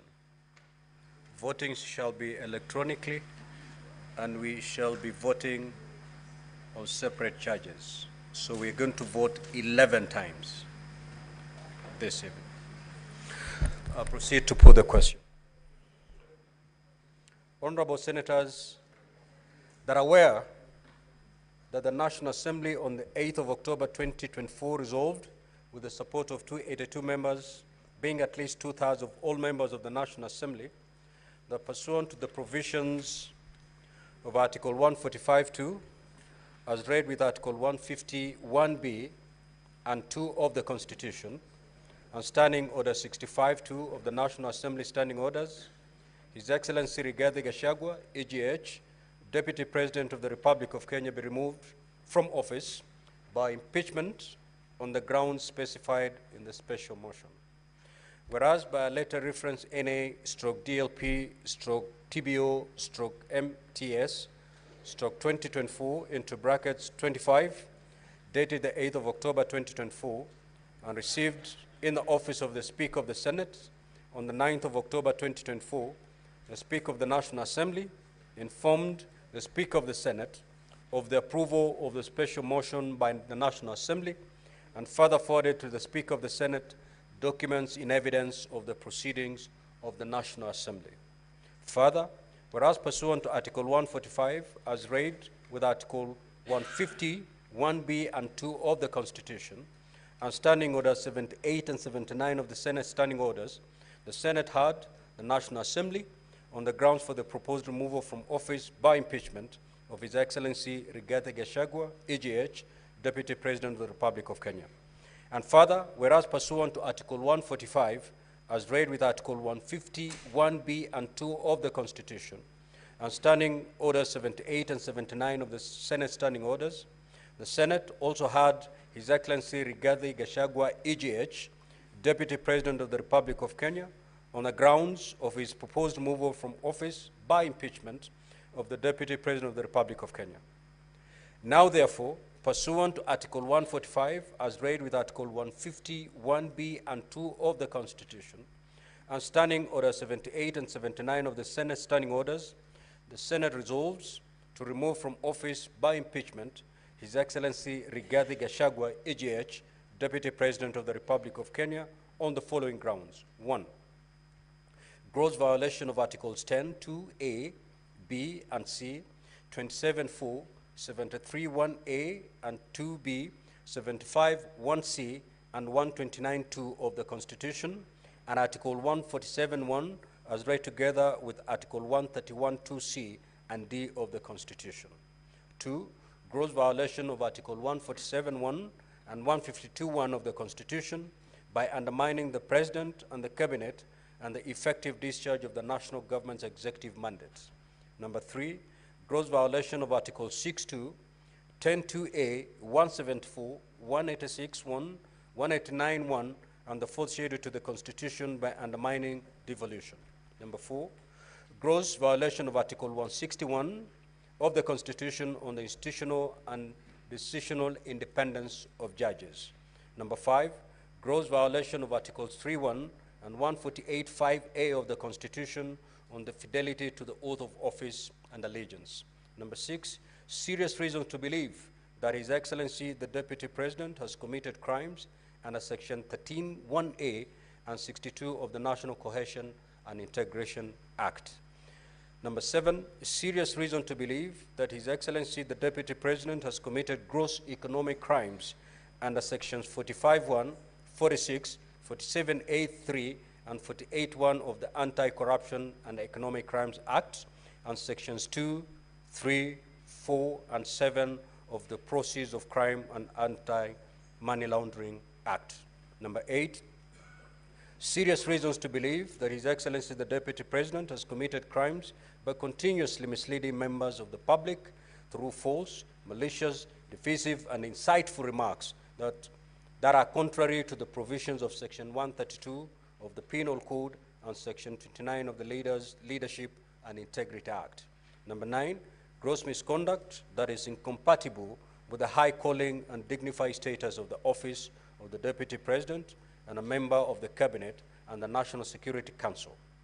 His Excellency, the Deputy President has publicly attacked and undermined the work of the National Security Intelligence Service and its officers. Number 10, gross misconduct by openly or publicly insubordinating the President, who is the head of state and government. And number 11, gross misconduct by persistently bullying state and public officers. As I've already indicated, honorable senators, voting shall be done electronically. So at this juncture, I will ask honorable senators to pull your cards out of the delegate unit. Sergeant at Arms, kindly go around and pick all the unattended delegate cards.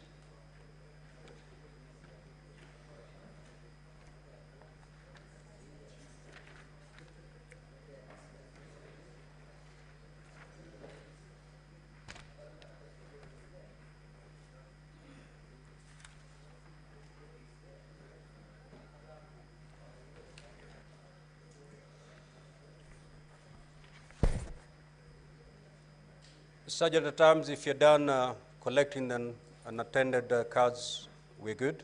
Now, honorable senators, you may log in back. As indicated earlier, we are will be casting our votes 11 times. So the vote you're going to cast at the moment is for charge allegation number 1, which is gross violation of Articles 10(2)(a), B, and C 27(4). I had already read it out. So from this moment, it's beamed on the screens. So honorable senators, once you've logged in, you may now proceed to vote.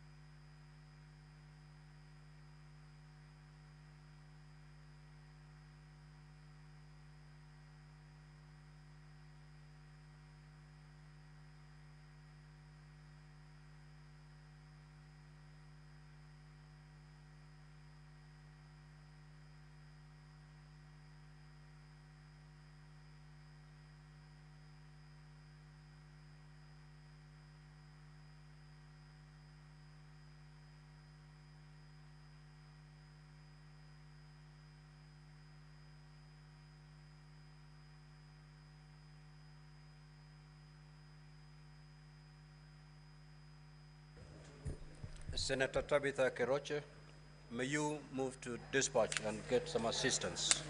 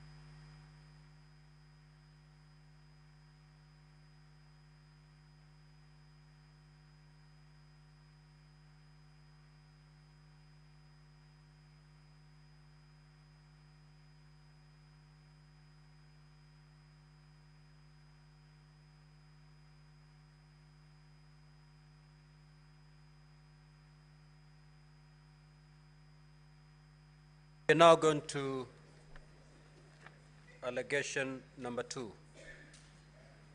It's been beamed on the screen. You may now vote.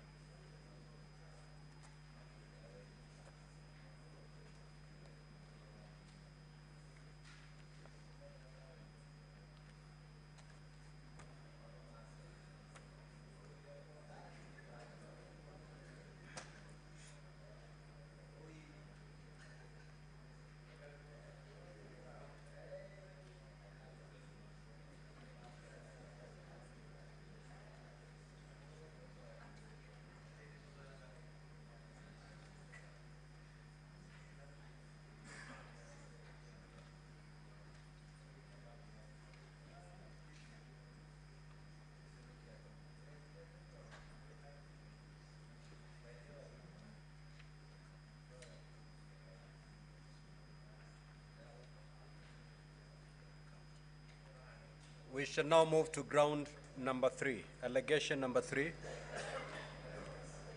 Can you beam it? There we are. Honorable Senators, you may now proceed to vote on allegation number 3.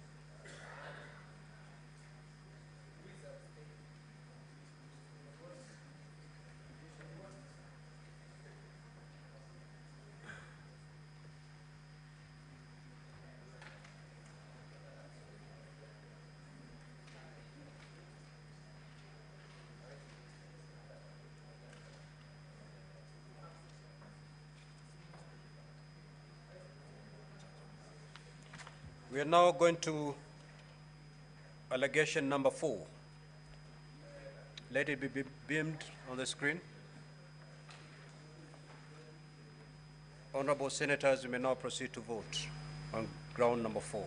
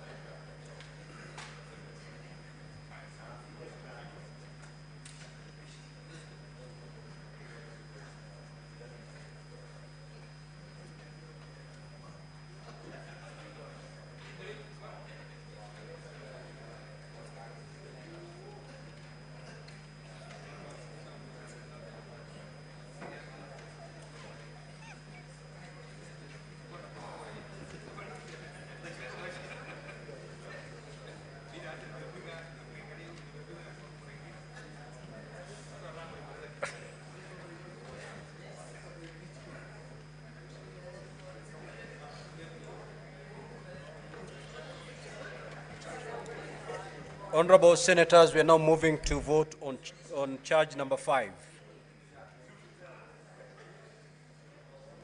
You may now proceed to vote on charge number 5.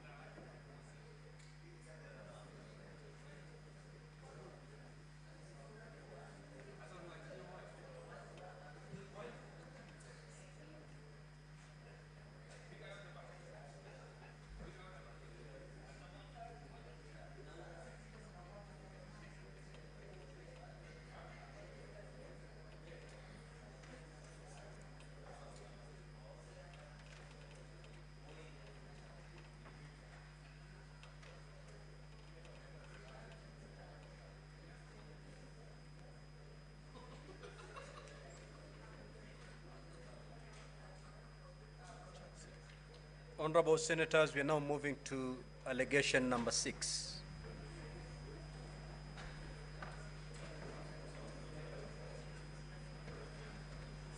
Honorable Senators, you may now proceed to vote on allegation number 6.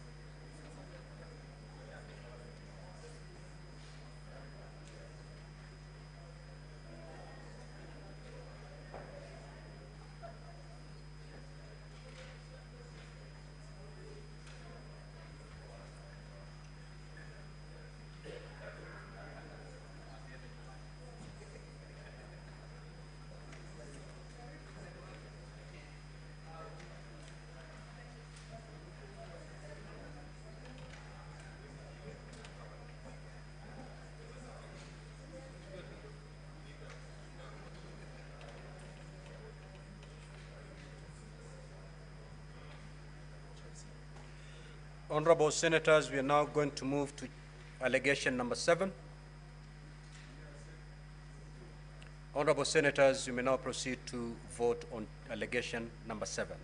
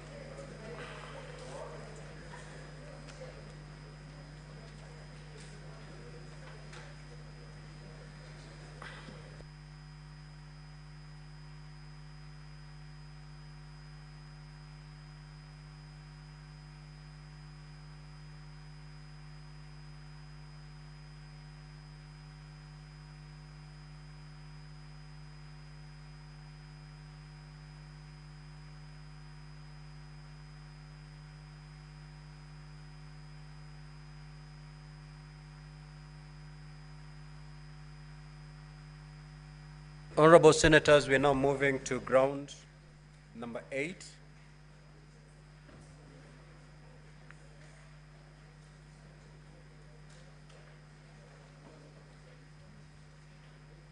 Honorable Senators, you may now proceed to vote on ground number 8.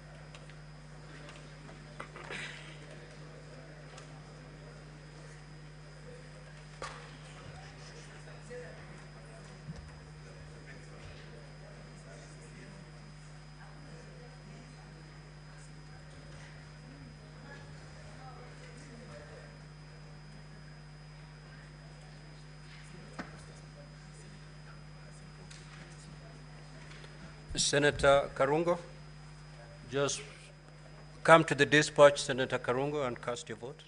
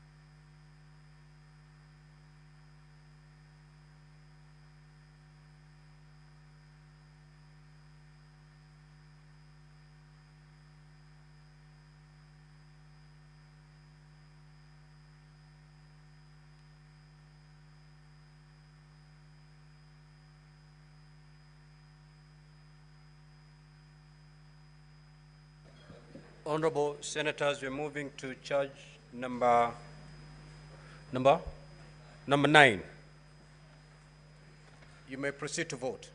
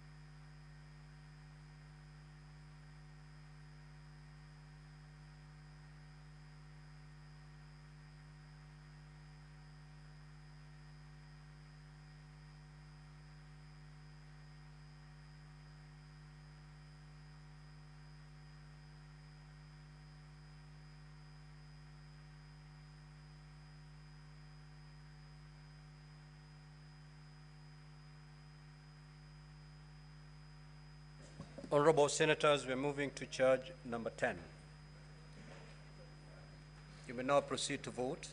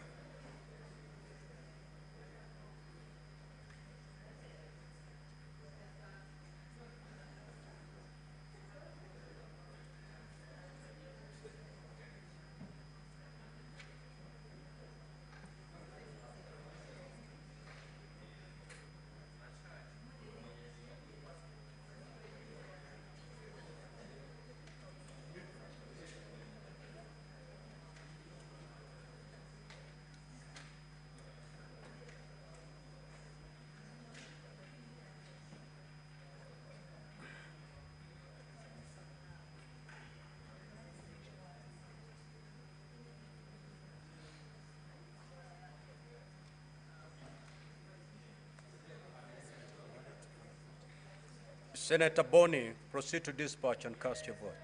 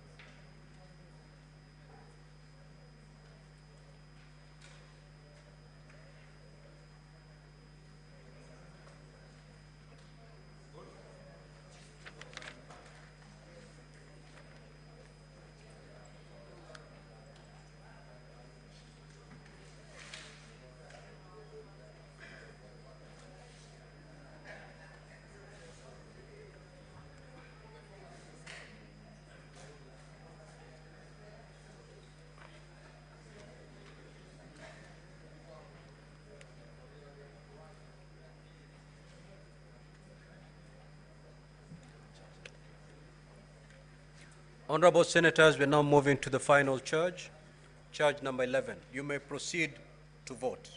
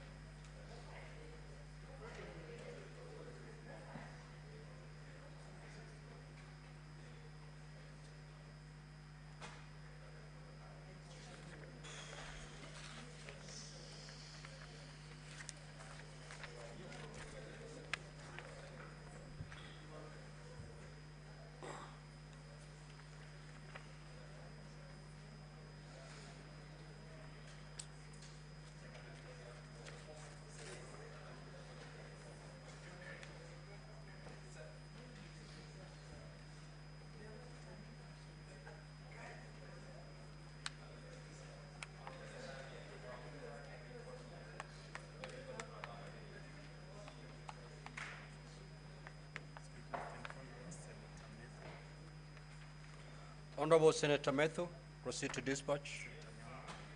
Senator Karen Nyamu, likewise. Senator Alan Chesang, proceed to the dispatch. Senator Karungo, proceed to the dispatch. Bayo.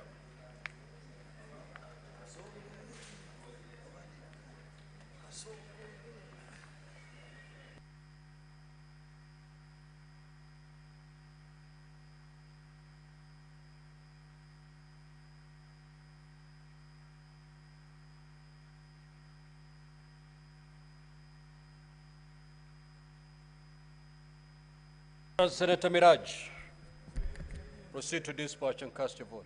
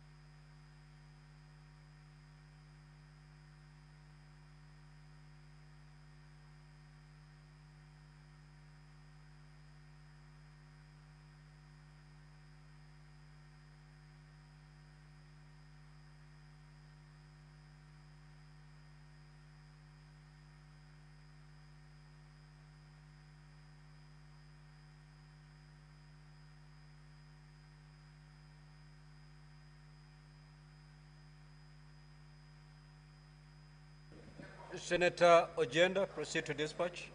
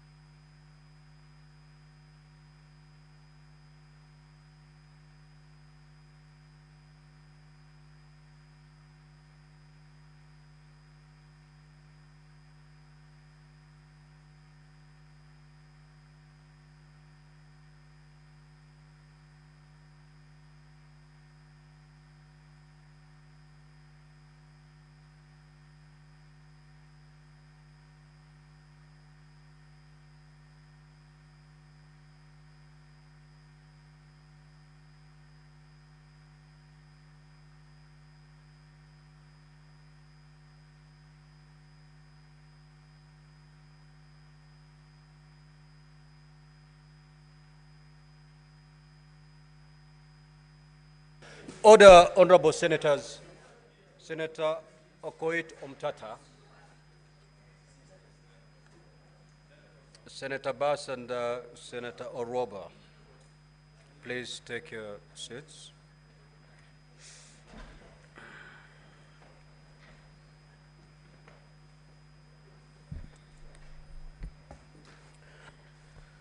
Now the result of the division is as follows.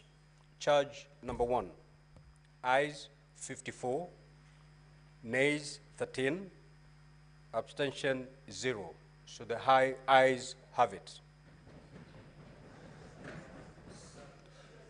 Charge number 2, ayes 28, nays 39, abstention 0. So the nays have it. Charge number 3, ayes 19, nays 45, abstention 3. So the nays have it. Charge number 4, the ayes at 51, nays at 16, abstention at 0. The ayes have it. Charge number 5, ayes 49, nays 16, abstention 2. So the ayes have it.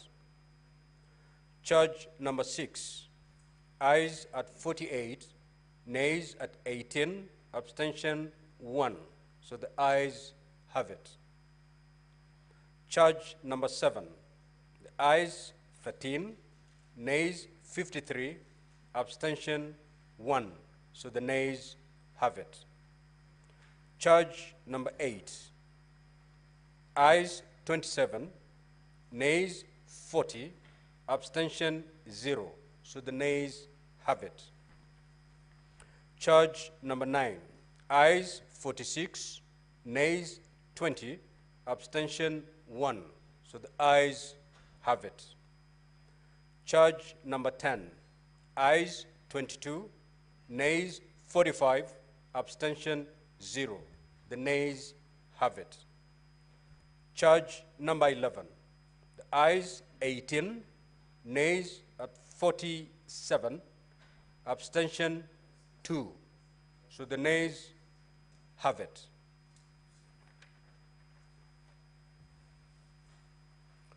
Now, honorable senators, the result of the division indicate that the Senate has upheld the following impeachment grounds. 1, gross violation of Articles 10(2)(a), B, and C, 27(4), 73(1)(a), and 2B, 75(1)(c), and 129(2) of the Constitution, and Article 147(1) as read together with Article 131(2)(c) and D of the Constitution. 4, gross violation, ground number 4, gross violation of Article 161 of the Constitution on the institutional and decisional independence of judges. Ground number 5, gross violation of Articles 3(1) and 148(5)(a) of the Constitution and the fidelity to the oath of office and allegiance. Ground number 6, serious reason to believe that His Excellency the Deputy President has committed crimes under sections 13(1)(a) and 62 of the National Cohesion and Integration Act. Ground number 9, gross misconduct that is incompatible with the high calling and dignified status of the office of the Deputy President and a member of the Cabinet and the National Security Council. His Excellency the Deputy President has publicly attacked and undermined work of the National Security Intelligence Service and its officers. Now, honorable senators, pursuant to Article 145(7) and 151(b) and 2 of the Constitution, and Standing Order 78(8) of the Senate has resolved to remove from office by impeachment His Excellency Rigathi Gachagua, AGH, the Deputy President of the Republic of Kenya. Accordingly, His Excellency Rigathi Gachagua, AGH, ceases to hold office. I thank you. You may rise, honorable senators.